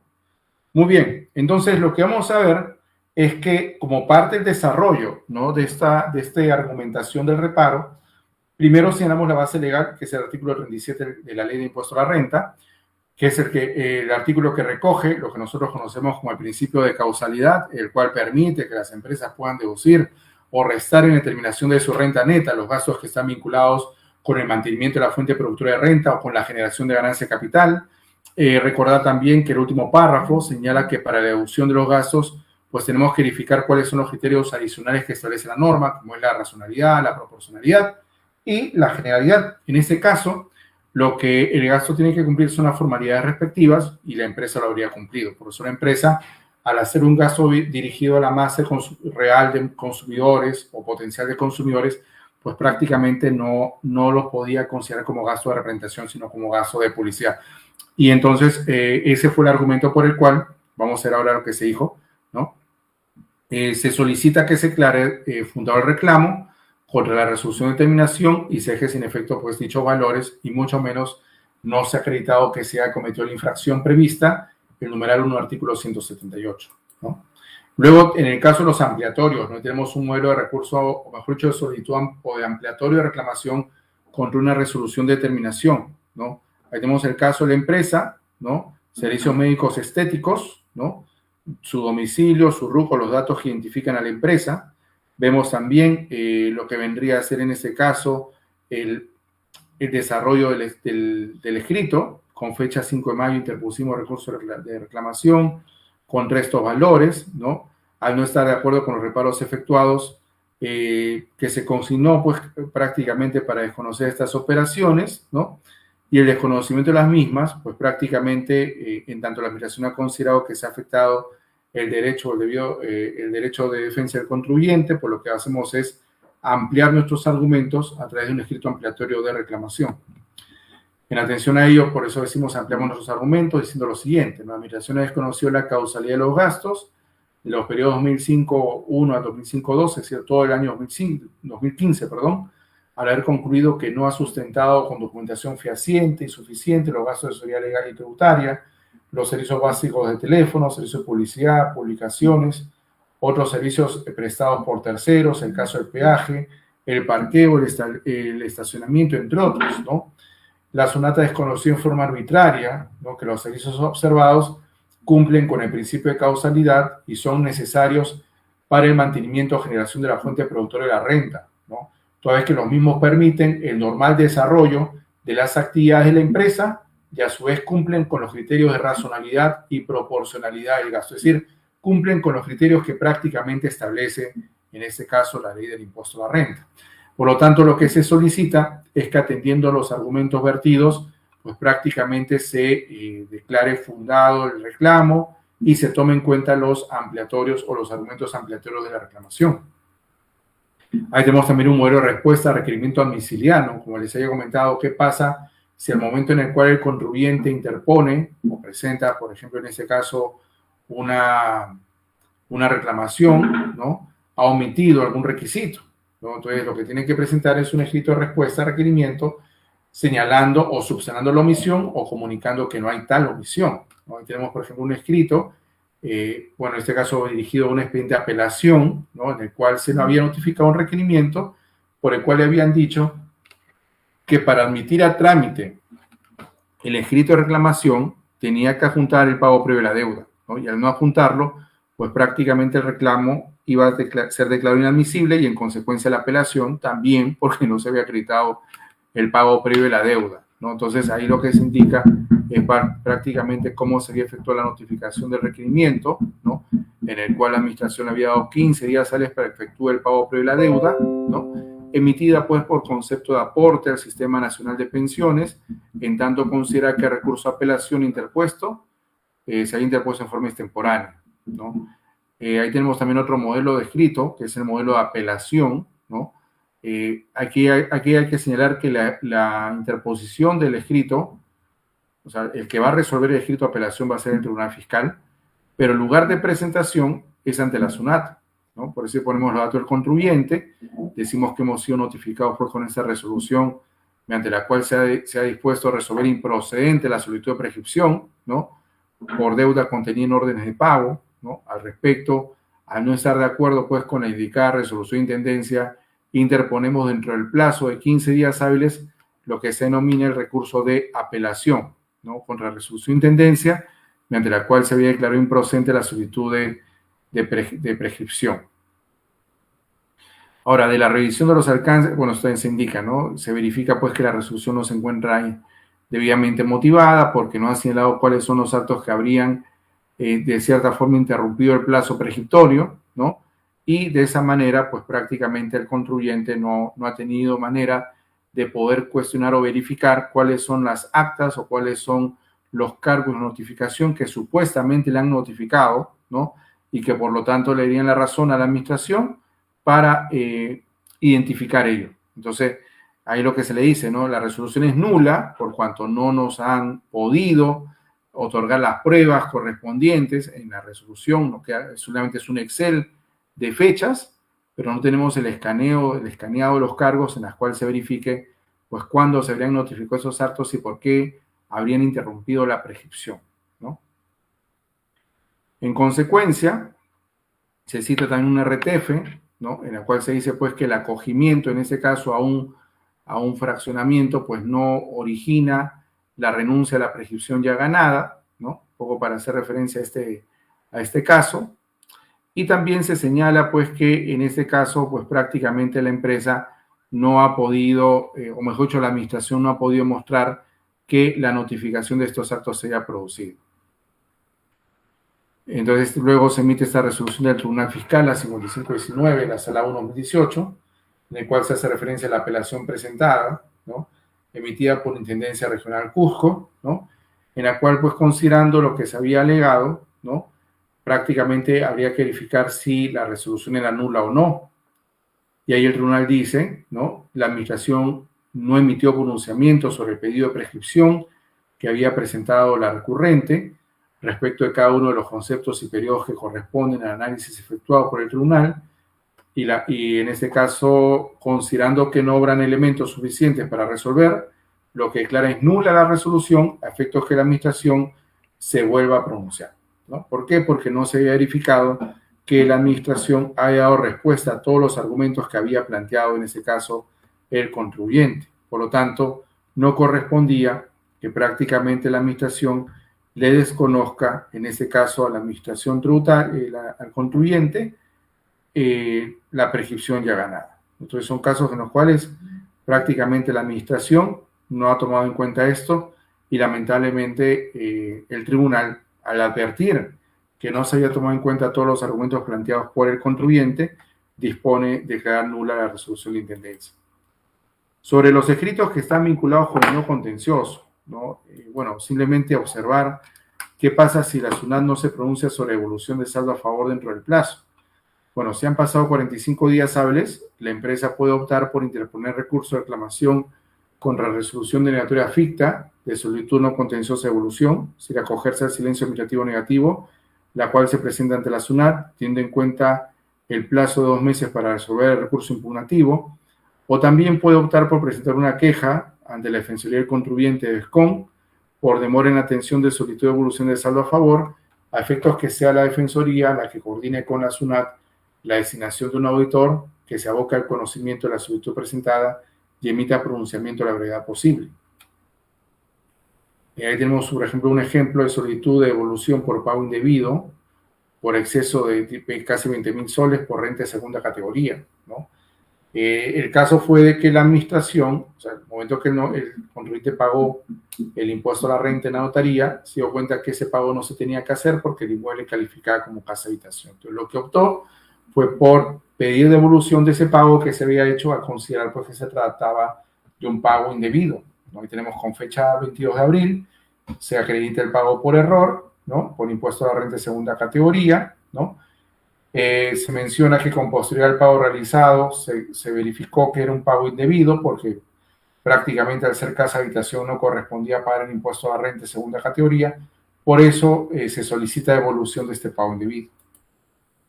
Y se señala, ¿no?, en este caso, de acuerdo al segundo párrafo del artículo 43, la acción para pedir devoluciones de 4 años y se está solicitando la evolución dentro del plazo máximo señalado en la norma que es de 4 años, el plazo prescriptorio para pedir devolución o pedir compensación de un pago indebido o un pago en exceso, ¿no? Y bueno, ahí está, por tanto, solicito que se declare procedente mi solicitud de evolución por pago indebido, ¿no?, de segunda categoría, y agrega lo siguiente, ¿no?, adjunta la documentación probatoria, la escritura pública, el testimonio de anticipo legítima, el pago del impuesto a la renta, el DNI y toda la información que prácticamente se pueda suscitar respecto al expediente, ¿no? El modelo escrito, por ejemplo, de queja por demora en resolver, ¿no? Ahí vemos nosotros la queja que se presenta por no dar respuesta o no atender lo que el Tribunal Fiscal había ordenado a la Administración Tributaria. También es usual cuando hay una queja por incumplimiento de la Administración Tributaria. Entonces, ahí lo que vamos a ver es que la contribuyente en este caso, pues prácticamente había presentado una queja al verificar que no se había emitido la resolución de cumplimiento, ¿no? Ahí dice, la aludida resolución del Tribunal Fiscal, perdón, el modelo es casi el mismo en las quejas, como ustedes pueden observar, en las sumillas indica la queja, se da por tal motivo, demora en dar cumplimiento, el dato del contribuyente, ¿no?, el periodo, ¿no?, el mes de noviembre de 2016 se tomó conocimiento de esta resolución del Tribunal Fiscal, mediante la cual declara nula la resolución de intendencia y se ordena cumplir lo dispuesto en dicha resolución a la SUNAT. No obstante, la aludida resolución no fue notificada en el mes de noviembre, y la administración, pues a la fecha no ha cumplido, ¿no? Por lo tanto, la base legal que se cita ahí es el artículo 156 del Código Tributario, ¿no? Por el cual se interpone queja contra la actuación de la Administración Tributaria. Por lo tanto, solicito se ordene a la Administración Tributaria la emisión de la resolución de cumplimiento en atención a lo que dispone el artículo 156 y se declare fundada la queja al haber excedido el plazo que tiene para atender lo que señala el Tribunal Fiscal. Y en el primer otro sí, solicitamos que se emita pronunciamiento a la brevedad posible respecto a la queja en materia de autos, al evidenciarse, pues, en este caso, el peligro en la demora, ¿no? Y que la pretensión, pues, prácticamente podría generar que la cobranza coactiva continúe perjudicando a la empresa, ¿no? Ahora, hay casos en los cuales, por ejemplo, en un procedimiento de fiscalización tributaria, la administración lo que ha hecho es, de alguna otra manera, establecer, ¿no?, casos en los cuales para las empresas, pues prácticamente se suscita un caso en el cual se traba una medida cautelar previa, ¿no?, como consecuencia de una situación en la cual prácticamente hay elementos que podrían generar, ¿no?, que la cobranza pueda ser, la deuda, o al momento que se quiera cobrar la deuda, pueda ser manifiestamente improcedente, ¿no? Pero en el caso, digamos, de estas obligaciones que prácticamente se siguen ante la administración tributaria, pues lo que se ha señalado también es que en muchos casos, ¿no?, la administración tributaria podría trabar medidas cautelares previas en forma irregular. Entonces, lo que debemos saber es que el cuestionamiento que se hace, básicamente en estos casos, es cuando la cautelar previa se ha trabado sin que se acredite una causa, ¿no? Entonces, por ejemplo, si nosotros estamos en una fiscalización, aún no se notifican los valores y la administración ya me está trabando una medida cautelar previa, lo que corresponde es presentar una queja contra la resolución coactiva que contiene esta cautelar previa, ¿no? Entonces, lo que nosotros vamos a observar, ¿no?, es que para efecto del sustento de estas obligaciones, ¿no?, básicamente la norma lo que señala es que el contribuyente podría quejarse, pero sustentando por qué la cobranza se estaría realizando en forma irregular, ¿no? En este caso, si nosotros hemos tenido una deuda que proviene de una fiscalización, ¿no?, y me están diciendo que hay causales que hacen improcedente o manifiesta improcedencia o infructuosa la cobranza, ¿no?, porque la deuda es prácticamente por 2 millones, casi 563.000, habría que sustentar por qué la medida es desproporcional, ¿no? Ahí hemos tomado conocimiento de esta resolución coactiva, en la cual se resuelve dar inicio a un procedimiento sobre medidas cautelares previas, ¿no?, abocándose pues al conocimiento del expediente del ejecutor coactivo. Al respecto, considerando que el procedimiento de medida cautelar previa se ha iniciado en forma irregular, solicitamos se disponga su conclusión, así como el levantamiento de las medidas cautelares, ¿no?, y se disponga su inmediata conclusión. Los fundamentos, de hecho, pues prácticamente es señalar, ¿no?, que en este caso, bueno, si había una apelación de por medio, la apelación se inició, o la fiscalización se inició como consecuencia de una resolución que declaró nula y que prácticamente ha originado que la administración, a pesar que había prescrito el derecho, o mejor dicho, la acción para poder determinar la obligación tributaria, aún así trabó una cautelar previa. Entonces, esas actuaciones irregulares, si es que se está fiscalizando un periodo ya prescrito, si es que no hay sustento para trabar la cautelar previa, se cuestionan a través de una queja ante el Tribunal Fiscal. Ahí se le indica, ¿no?, en atención a lo dispuesto en el artículo 155, al haberse acreditado. O sea, la base legal para poder plantear una queja, ¿no?, va a ser siempre lo que establece el artículo 155, porque ese es el que regula la queja ante el Tribunal Fiscal.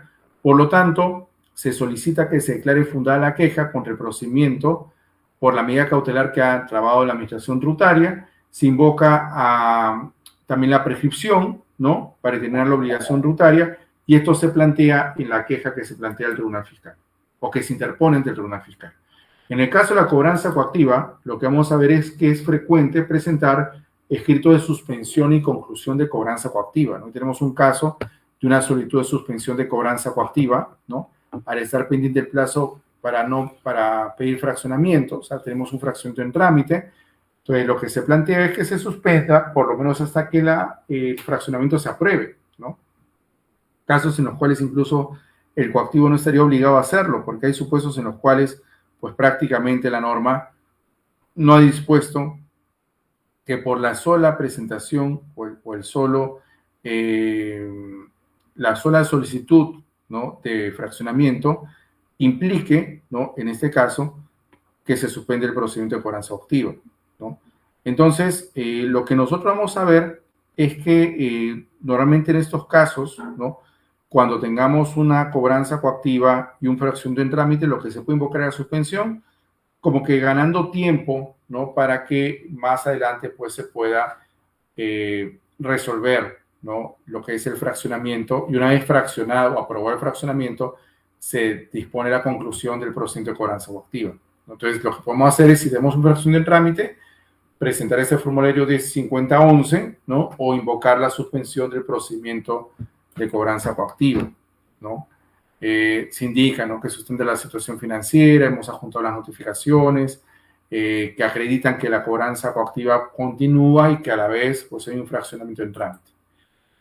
Luego tenemos este modelo de conclusión de procedimiento coactivo, ¿no? Ahí, por ejemplo, se había solicitado la conclusión de la cobranza coactiva al no tener deuda exigible coactiva, encontrarse prescritas las deudas y haberse atribuido responsabilidad solidaria en forma arbitraria, ¿no? Ahí está el modelo, el dato del contribuyente. Por ejemplo, tenemos, ¿no?, que tomó conocimiento del procedimiento de cobranza coactiva en la resolución coactiva número tal, mediante la cual se dispone ejecutar la medida de embargo en forma de inscripción de mi inmueble, ¿no?, medida que habría sido trabada mediante resolución coactiva supuestamente notificada el 20 de abril de 2004, destinándose un perito tasador para que en el plazo de 3 días hábiles se proceda a la tasación del inmueble. Asimismo, se adjunta la resolución coactiva que se me ha notificado. Recordar que si vamos a cuestionar un procedimiento de cobranza coactiva, seguramente vamos a cuestionar porque las actuaciones o los actos que se dice que se han notificado, pues no han sido así, ¿no? Entonces, lo que vamos a ver es que básicamente en estos casos en los cuales prácticamente la empresa no ha podido sustentar, o la administración tributaria no ha podido sustentar la debida notificación de los actos administrativos que forman parte del procedimiento, lo que va a conllevar es que el contribuyente pueda plantear un escrito de conclusión de cobranza coactiva. Ahí se dispone, se solicita la conclusión y el inmediato levantamiento de la medida de embargo al haberse acreditado que la cobranza coactiva es manifiestamente improcedente o es irregular, ¿no? Y también tenemos la queja contra el procedimiento de cobranza coactiva en forma irregular. Esta es la queja que se presenta ante el Tribunal Fiscal para cuestionar pues estas actuaciones en realización en forma irregular. Ahí ponemos, ¿no?, mediante escrito de queja, acudimos su despacho como consecuencia de la cobranza coactiva que nos sigue, mediante un expediente coactivo, ¿no?, habiéndose notificado a la empresa la resolución coactiva en la cual pretende seguir una cobranza, ¿no?, de deuda contenida en resolución de terminación y de multa, ¿no? Ahí lo que se ha indicado como argumento es que las deudas o la deuda contenida en los valores se encuentra en demanda contenciosa. Asimismo se indica pues que no resulta exigible los intereses moratorios porque se han generado como consecuencia de mora en resolver por parte de la administración tributaria. Entonces, prácticamente si tenemos una deuda en cobranza activa y hay un procedimiento en trámite, los argumentos que se van a utilizar es que la deuda no resulta exigible mientras que ese procedimiento no se resuelve. El problema que tenemos es en la demanda contenciosa, porque la sola presentación de la demanda contenciosa, salvo que obtenga una medida cautelar, pues no suspende el procedimiento de cobranza coactiva, ¿no? Por eso lo que vamos a ver es que muchos de estos casos, ¿no?, prácticamente se da como consecuencia, ¿no?, de obligaciones que prácticamente la empresa tiene que cumplir. En este caso, el contribuyente respecto a las obligaciones que tiene respecto del fisco, ¿no? Y bueno, básicamente cuando hay un cuestionamiento de la cobranza coactiva, los mecanismos de defensa que vamos a utilizar son los que hemos visto: la suspensión, la conclusión y la queja ante el Tribunal Fiscal, alegando que la cobranza coactiva es manifiestamente improcedente. Entonces solicitamos que se disponga la conclusión de la cobranza coactiva al no resultar exigible coactivamente. Podemos hablar incluso en la queja de que al ser irreparable el daño, haber peligro en la demora, pues se pueda ordenar la suspensión inmediata del procedimiento por parte del tribunal, por lo menos hasta que la queja sea resuelta. Hay que recordar que el plazo que tiene el Tribunal Fiscal para resolver las quejas es de 20 días hábiles. Y imagínate si en 20 días hábiles tienen para resolver y ya tenemos un embargo que va a ser ejecutado, de repente hay un perjuicio al patrimonio de la empresa. Entonces, lo que se plantea es señalar como un primer otro sí lo siguiente, ¿no? El haberse acreditado, la verosimilitud del derecho invocado, el peligro en la demora y las actuaciones procesales que evidencian el inicio irregular del procedimiento de cobranza coactiva. Solicitamos adicionalmente que a la pretensión principal, ¿no?, se disponga pues la inmediata suspensión del procedimiento de cobranza coactiva para que prácticamente la empresa pueda sustentar sus obligaciones o evitar un perjuicio mayor, que sería pues prácticamente el tener una deuda en un procedimiento que prácticamente origine algún perjuicio, ¿no?, en la empresa. Entonces, lo que podemos alegar nosotros es prácticamente que se disponga la inmediata suspensión del procedimiento de cobranza coactiva, más aún teniendo en cuenta que muchas de estas obligaciones que suscitan justamente en el procedimiento de cobranza coactiva originan un perjuicio irreparable a la empresa, ¿no? Entonces, la mejor manera, creo yo, de cuestionarlo es a través de la queja ante el Tribunal Fiscal y en paralelo presentar un escrito de suspensión o conclusión, ¿no?, amparándonos en alguna causal del 119 y en el caso de las quejas, como habíamos puesto en la gráfica, ¿no?, básicamente teniendo en cuenta que en el caso de la queja, lo ideal es cuestionar este tipo de actuaciones tomando en cuenta que hay un perjuicio irreparable, con lo cual se puede pedir la suspensión, que se disponga la suspensión inmediata del procedimiento de cobranza coactiva, ¿no? Muy bien, entonces en este caso lo que vamos a observar, ¿no?, es que en estos supuestos de obligaciones frecuentes del contribuyente frente al fisco, pues la cobranza coactiva es el procedimiento en el cual ya la deuda, al ser exigible, pues prácticamente podría originar que se traen medidas cautelares en forma inmediata, ¿no? Como recuerden que el plazo para poder, digamos, evitar que la cobranza pase a ser, o al inicio de medidas cautelares, es de 7 días hábiles, y lo que hay que plantear en todo caso es si la cobranza se inició en forma irregular, la queja, el escrito de suspensión y conclusión, pero si se ha iniciado bien la cobranza coactiva, pues prácticamente lo que habría que hacer es efectuar o tratar de efectuar el pago o simplemente fraccionar la deuda. Sobre el modelo de queja contra cobranza coactiva, por ejemplo, tenemos un modelo de queja contra cobranza coactiva. En la sumilla que vamos a indicar, queja contra procedimiento de cobranza coactiva de SUNAT, iniciado en forma irregular con embargo en forma de inscripción sobre un bien inmueble y la amenaza del ejecutor de proceder al remate del inmueble, ¿no? Esto va dirigido al Tribunal Fiscal. Bueno, recuerden que el que es competente para resolver las quejas es la Oficina de Atención de Quejas del Tribunal Fiscal, ¿no?, que prácticamente es la que va a atender estas solicitudes que presenten los contribuyentes. Y básicamente lo que vamos a ver es los supuestos en los cuales los contribuyentes van a poder cuestionar este tipo de actuaciones. Como ustedes pueden observar, ahí tenemos, ¿no?, el dato del contribuyente, su RUC, su domicilio fiscal, los argumentos, ¿no? A la fecha SUNAT viene prosiguiendo con el procedimiento de cobranza coactiva, ¿no? Me siguió como consecuencia una deuda que ha cumplido con impugnar y que actualmente se encuentra pendiente de atención por el Tribunal Fiscal. Estos son casos, por ejemplo, de cobranzas que se inician a pesar que prácticamente la empresa ha impugnado oportunamente la deuda, ¿no? Por ejemplo, si está en trámite de lo que es la reclamación, la apelación, y aún así la administración tributaria ha iniciado la cobranza coactiva, ¿no? Ahí decimos incluso la medida cautelar no ha sido respecto a embargo en cuenta, sino a través de un embargo en forma de inscripción sobre un inmueble. En este caso, la SUNAT ha comunicado que va a efectuar la ejecución del embargo en forma de inscripción respecto al inmueble ubicado en calle Pumacurco, ¿no?, distrito, provincia de Lima. En consecuencia, a la fecha se encuentra pendiente de atención el referido expediente ante el Tribunal Fiscal, ¿no? Entonces, en ese sentido, considerando que se han producido actuaciones que afectan el derecho de defensa y el derecho al debido procedimiento, pues, lo que procede es interponer queja contra el procedimiento de cobranza coactiva.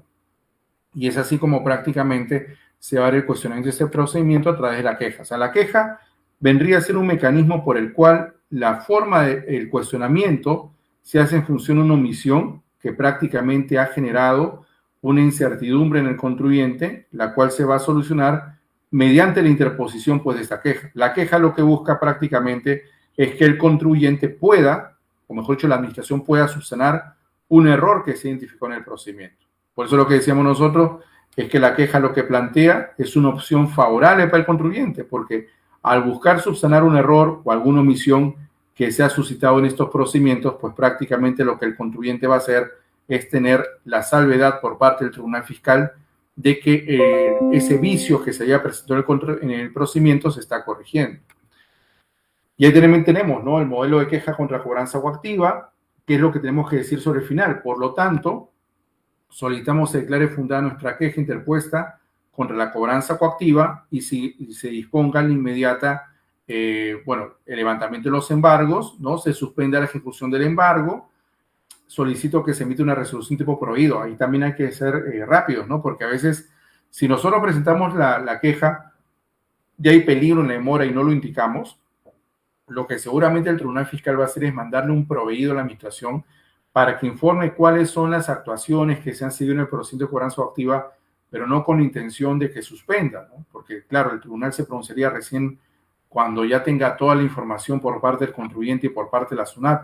Por eso es importante que en estos casos los contribuyentes, ¿no?, tengan en cuenta que si hay un peligro en que la cobranza continúe, o sea, que sigan los embargos, el remate sobre el inmueble, pues hay que indicarlo, ¿no? Por ejemplo, ahí se solicita que en esta resolución tipo prohibido se disponga la suspensión del procedimiento hasta que se resuelva la queja.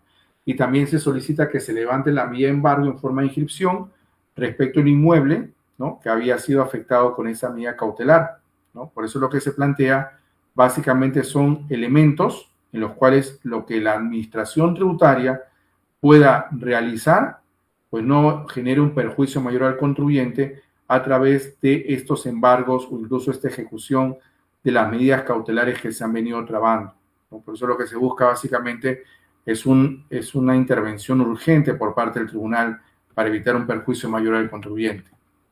Luego tenemos este modelo de queja contra el procedimiento de cobranza coactiva por haber incumplido la administración lo que había dispuesto el Tribunal Fiscal. Por ejemplo, ¿qué pasa cuando el Tribunal Fiscal ordena algo y la administración no lo cumple oportunamente? Bueno, lo que vamos a ver es que en esos casos también procede la queja, ¿no? Ahí tenemos, por ejemplo, el argumento.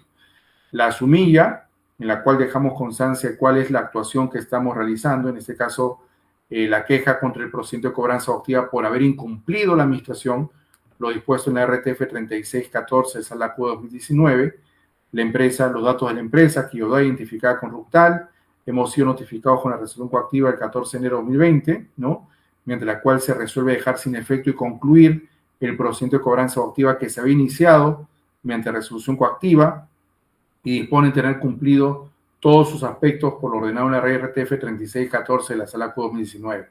La administración ha procedido a notificar una resolución coactiva, ¿no?, en cuyo tercer considerando concluye que la revisión de los sistemas informáticos concluye que no corresponde evolución de dinero alguno, ¿no? Y deja, digamos, lo que hace el ejecutor es dejar sin efecto la cobranza, pero sin proceder a la devolución, ¿no?, a pesar que el tribunal había ordenado la devolución. Y luego tenemos estos modelos descritos en sede judicial.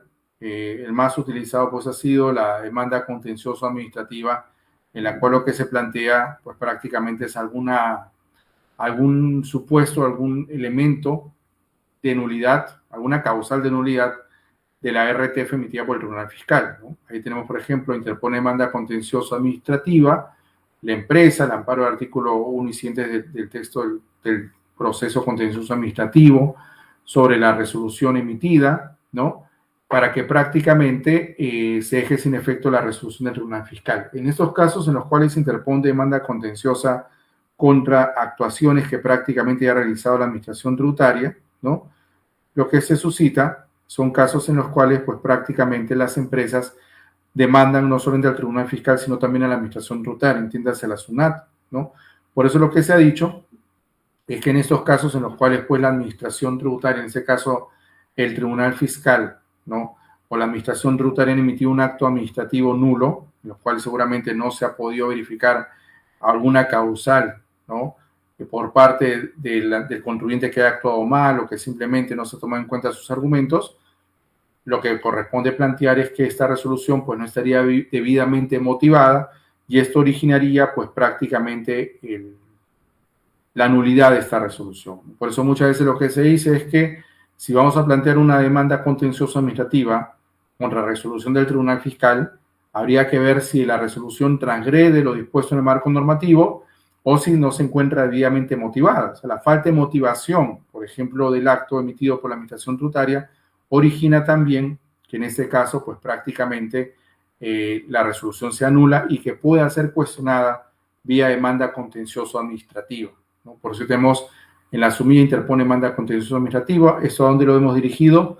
va dirigido al señor juez especializado en lo contencioso administrativo, con su especialidad en temas tributarios y aduaneros de la Corte Superior de Justicia de Lima. O sea, siempre hay que indicar, pues, prácticamente cuál es el juzgado competente, el dato del contribuyente, en este caso su RUC, su dirección, ¿no? Y los elementos que prácticamente van a ser utilizados dentro del petitorio, ¿no? Ahí lo que decimos es: nos apersonamos para interponer demanda contencioso administrativa, ¿no?, contra la resolución del Tribunal Fiscal emitida en fecha tal, ¿no?, en la cual se dispone revocar la resolución de intendencia en el extremo referido a la deuda tributaria que está contenida en resoluciones de terminación, así como resoluciones de multa y lo que prácticamente forma parte del proceso de impugnación. Bueno, ahí hemos sintetizado un poco los argumentos, porque básicamente los argumentos van a ser los mismos que se planteó en la apelación, salvo que se encuentre, bueno, además de reforzar la idea de que la resolución es nula, la que emitió en ese caso el Tribunal Fiscal, y eso se da como consecuencia, pues, de este tipo de obligaciones que hay que cumplir, ¿no? Hay casos, por ejemplo, en los cuales las empresas lo que tienen que tomar en cuenta es cuál es la causal por la cual la resolución es nula, ¿no? Por eso en el por tanto decimos: solicitamos que se admita a trámite la demanda. Primero otro sí, apersonamos al abogado, ¿no?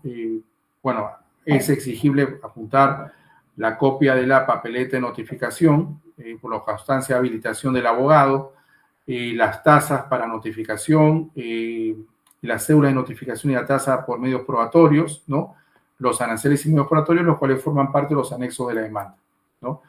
También, si nos han notificado, por ejemplo, que la demanda no ha sido presentada con todos los requisitos, lo que podemos hacer es presentar un escrito de subsanación del requisito de admisibilidad de demanda, ¿no? Ahí tenemos que hacer referencia al expediente con el cual ingresó la demanda, quién es el especialista, el juez competente. Hacemos referencia entonces a la nulidad del acto administrativo, en este caso el demandante de la empresa, lo demandado pues el Tribunal Fiscal y la SUNAT. En la sumilla tendríamos que indicar que se trata de un escrito de subsanación, ¿no?, a lo señalado en la resolución preemitida. Y en ese caso, pues, ¿cuál fue el elemento que se subsanó? Pues lo que pasa es que en la resolución nos citaron a juntar el original o copia certificada de la vigencia del poder otorgado al representante legal, ¿no?, y también la constancia de habilitación del abogado, ¿no?, para que se pueda emitir el trámite de la demanda. Por lo tanto, al tener, digamos, esa resolución, lo que se hizo fue adjuntar, ¿no?, la copia certificada de la vigencia del poder, ¿no?, así como la constancia de habilitación, para que esto permita ya la subsanación de la demanda. Por lo tanto, se le pide al juez, ¿no?, que admita a trámite el escrito de subsanación de demanda en los términos que establece la resolución número 1, dentro del plazo de los 5 días otorgado en la aludida resolución, y se dé por subsanada la misma y se admite a trámite la demanda contencioso administrativa. Esto para efectos, digamos, de la admisión de la demanda contencioso administrativa, o sea, subsanar un requisito de forma. Sobre los alegatos, bueno, lo que sucede en vía judicial, por lo menos en la etapa judicial, es que las partes son citadas para la vista de la causa, que es el informe oral, y luego del informe oral pueden presentar alegatos que complementen lo que han dicho en el informe oral, ¿no? Entonces también eso tiene una forma que hay que seguir, detallar pues el expediente, el especialista que es competente para este tipo de actuación, ¿no?, la sumilla, el escrito de alegatos e informe oral, va dirigido a los señores magistrados del 20º juzgado en lo contencioso administrativo con sus temas en materia tributaria o aduanera, ¿no?, el dato del contribuyente, ¿no?, y básicamente los alegatos que amplían el informe oral. Y en el por tanto, indicar que esto básicamente se solicita que se tome en cuenta al momento de resolver, ¿no?, que admitan este escrito de alegatos, ¿no?, se solicitan los datos del abogado, se consigna nuevamente y se adjunta la documentación que previamente había sido otorgada al momento de complementar la etapa procedimental. Sobre algunos criterios que emitió SUNAT vinculados con estos procedimientos tributarios, por ejemplo, con lo que es tanto lo que es la etapa de fiscalización, de reclamación, de apelación, pues vamos a ver, por ejemplo, este informe se emitió el año pasado, en el cual se había consultado, por ejemplo, si la apelación contra una resolución de cumplimiento constituye una etapa que forme parte del contencioso tributario o se trata de un procedimiento contencioso o un procedimiento distinto, ¿no?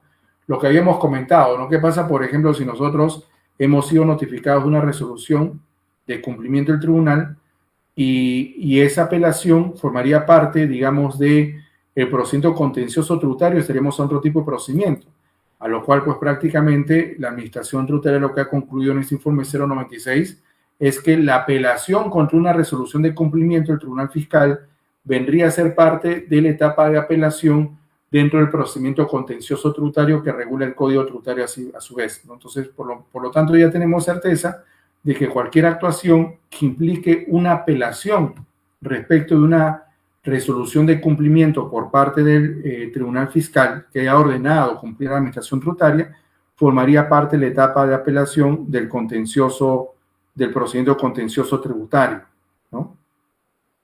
Muy bien. Luego tenemos este informe del 050-2020, ¿no?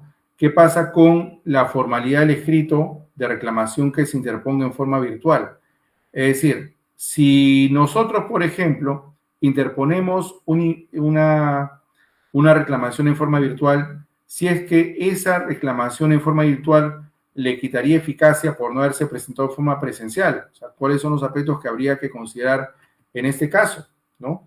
Bueno, básicamente lo que se ha señalado es que para efectos de lo que vendría a ser la reclamación en forma virtual o presencial, no le resta eficacia presentarlo en forma virtual, ¿no? Sino que prácticamente cumpliría los mismos requisitos que se seguiría en este caso para un procedimiento que se está llevando en forma presencial, de manera que no implicaría en la práctica que una presentación o un recurso de reclamación en forma virtual tenga menos eficacia que un recurso de reclamación que se está presentando en forma virtual. Ni el virtual ni el presencial pues originan un tratamiento menos flexible, ¿no? En estos casos sería la misma formalidad que habría que cumplir y por eso no habría ningún inconveniente al presentarlo en forma virtual. Y la materia de consulta que se hizo fue la siguiente. Se consulta si el escrito fundamentado a que se refiere el numeral 1 del artículo 137, que ya lo había comentado, ese recurso de reclamación, ¿no? Pero presentado por mesa de partes virtual, ¿no? Ante la administración tributaria con el propósito de interponer una reclamación, tiene la misma eficacia y validez jurídica que el que se presente por medios físicos. La conclusión a la cual llegó la administración tributaria ha sido la siguiente en el informe 050-2020.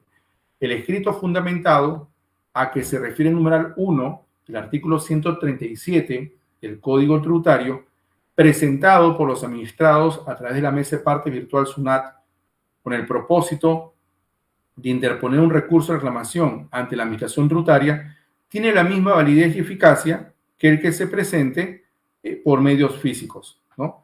Entonces ya tenemos ahí, ¿no?, como argumento a seguir que prácticamente la reclamación virtual y la reclamación presencial pues tienen la misma eficacia jurídica y no habría ningún inconveniente en que se tramite de una u otra manera, ¿no? Así no se ha consultado, por ejemplo, si este plazo que tienen los contribuyentes para, o mejor dicho, que tiene la rectificatoria por monto menor para surtir efectos, que es un plazo de 45 días hábiles, ¿no?, para que la administración tributaria emita pronunciamientos sobre la veracidad y exactitud de los datos contenidos en declaraciones rectificatorias, en los cuales pues se determina una menor obligación si esto se suspendió por efectos de estos decretos de urgencia, el 026 y el 029, o las normas ampliatorias, ¿no?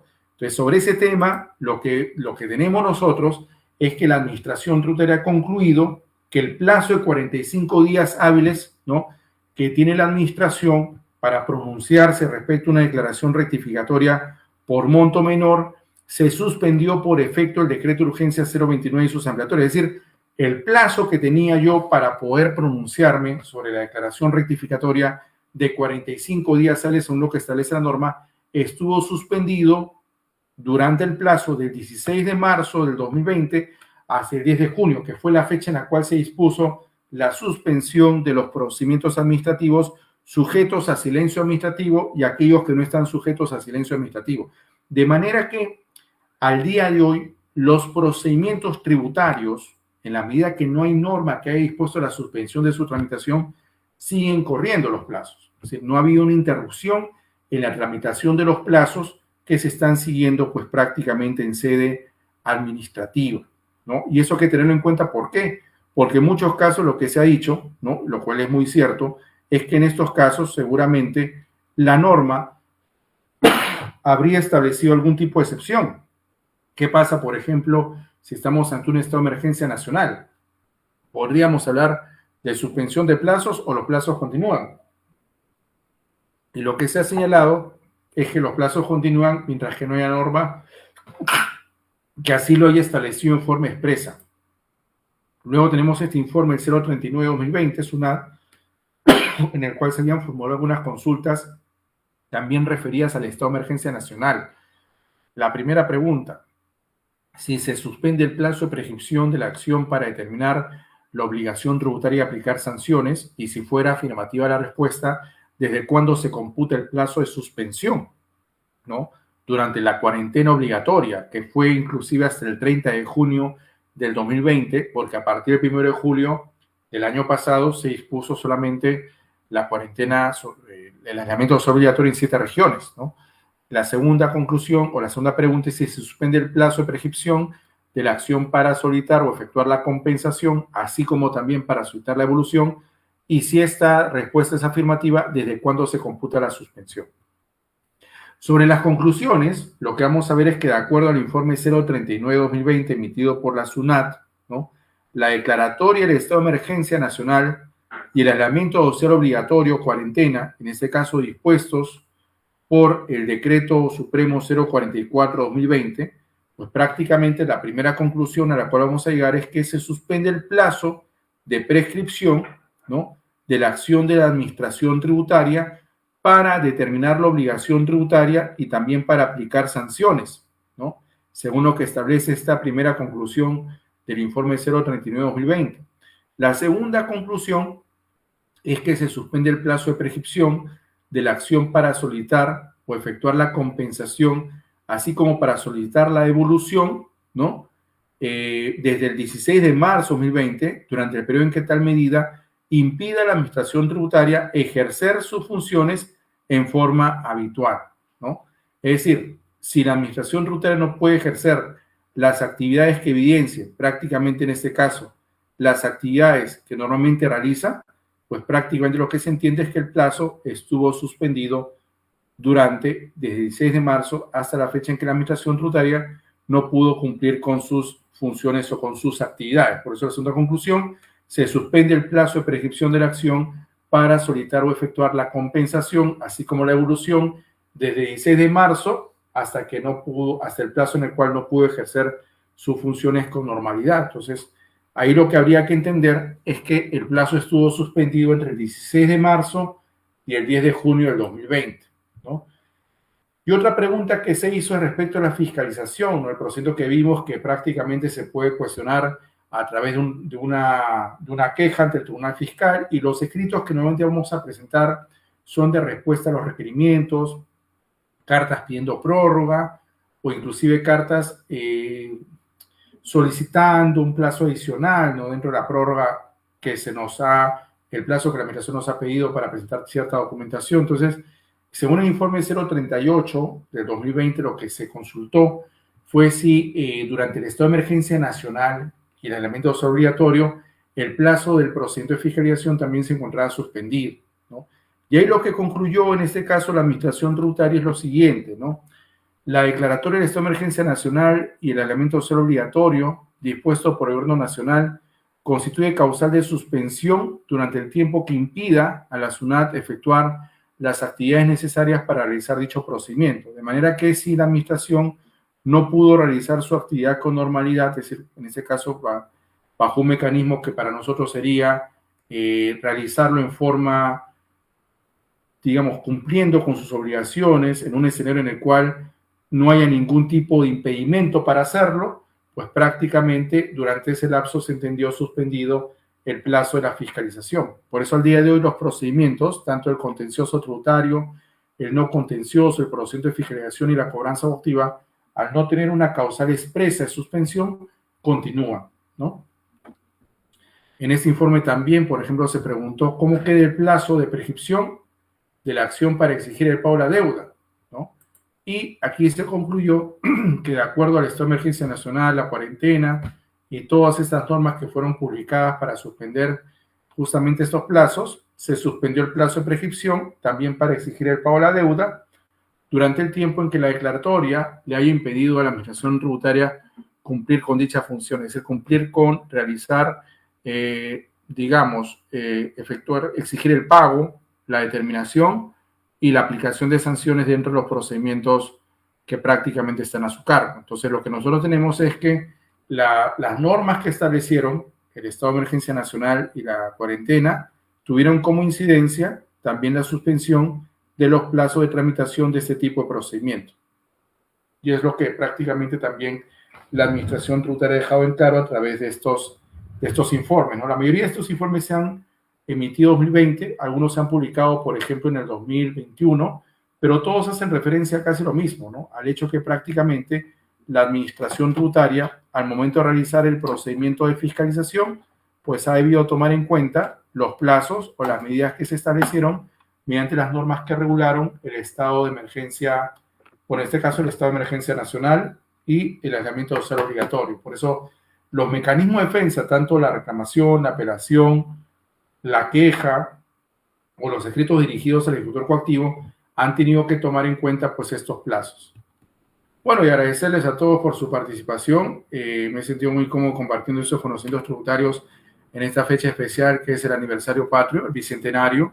Así que, bueno, invitarlos también al próximo diplomado en tributación que vamos a tener con el Instituto de Estudios Jurídicos y Empresariales, ¿no? El IDEGE, y que prácticamente va a iniciar pronto. Así que, básicamente lo que hemos querido el día de hoy es poner en práctica, ¿no? Lo que la norma establece, qué escritos hay que presentar, cuáles son los modelos que hay que seguir, sobre todo para la presentación de estos documentos, ¿no? Los cuales prácticamente se ventilan, si hablamos del procedimiento contencioso, el no contencioso, la cobranza coactiva y la fiscalización, se tramitan en la etapa administrativa, en sede administrativa, y lo que es la demanda contenciosa, la apelación de la resolución que declara infundada la demanda, o incluso la casación, pues se plantean en la vía judicial, ¿no? Lo importante es tener en cuenta que las formalidades establecidas para la interposición de recursos en vía judicial, pues hay que seguirlas, ¿no? Desde lo que es el pago de la tasa y la cédula de notificación, hasta lo que vendría a ser la indicación expresa, cuál es el petitorio, la pretensión principal, la pretensión accesoria, la pretensión subordinada, que prácticamente respalden pues ese tipo de obligaciones. Así que es la manera como nosotros vamos a analizar la tributación con temas de actualidad y sobre todo teniendo en cuenta que muchas de estas obligaciones, sobre todo en la presentación de escritos que se ventilan en sede judicial, van de la mano juntamente con lo que vendría a ser el cumplimiento de plazos, ¿no? Los plazos para presentar la reclamación, el plazo para presentar la apelación, el plazo también para interponer la queja, porque la queja, si bien no es que sea previsto un plazo en días, yo sé que la queja la tengo que presentar en la etapa de fiscalización antes que me notifiquen los valores o en coactiva antes que notifiquen la resolución que disponga la conclusión del procedimiento de cobranza coactiva. Entonces hay que tener en cuenta los plazos y sobre todo los actos que son reclamables, los actos apelables y que van a formar parte justamente de este tipo de procedimientos. En la formalidad es pues recordar que la queja, la apelación, la reclamación o los escritos de suspensión o conclusión de cobranza coactiva, según la regulación del Código Tributario actual, pues no requieren contar con firma de abogado, pero en sede judicial, como hemos podido observar, sí requieren tener la firma de abogado hábil, incluso tenemos que adjuntar la constancia o la papeleta de habilitación del abogado. Entonces eso hay que tenerlo en cuenta para que el procedimiento continúe y evitar alguna contingencia que se pueda manifestar, en este caso, ante la administración tributaria. Lo importante, creo yo, también es tener en cuenta que muchas de estas obligaciones que se siguen ante la administración van de la mano con el cumplimiento de ciertas formalidades o medios probatorios que respalden la pretensión, en este caso, del contribuyente. Por mi parte, agradecerles la participación a esta conferencia, desearles felices fiestas patrias, muy buenas noches con todos, muchas gracias. Nos vemos.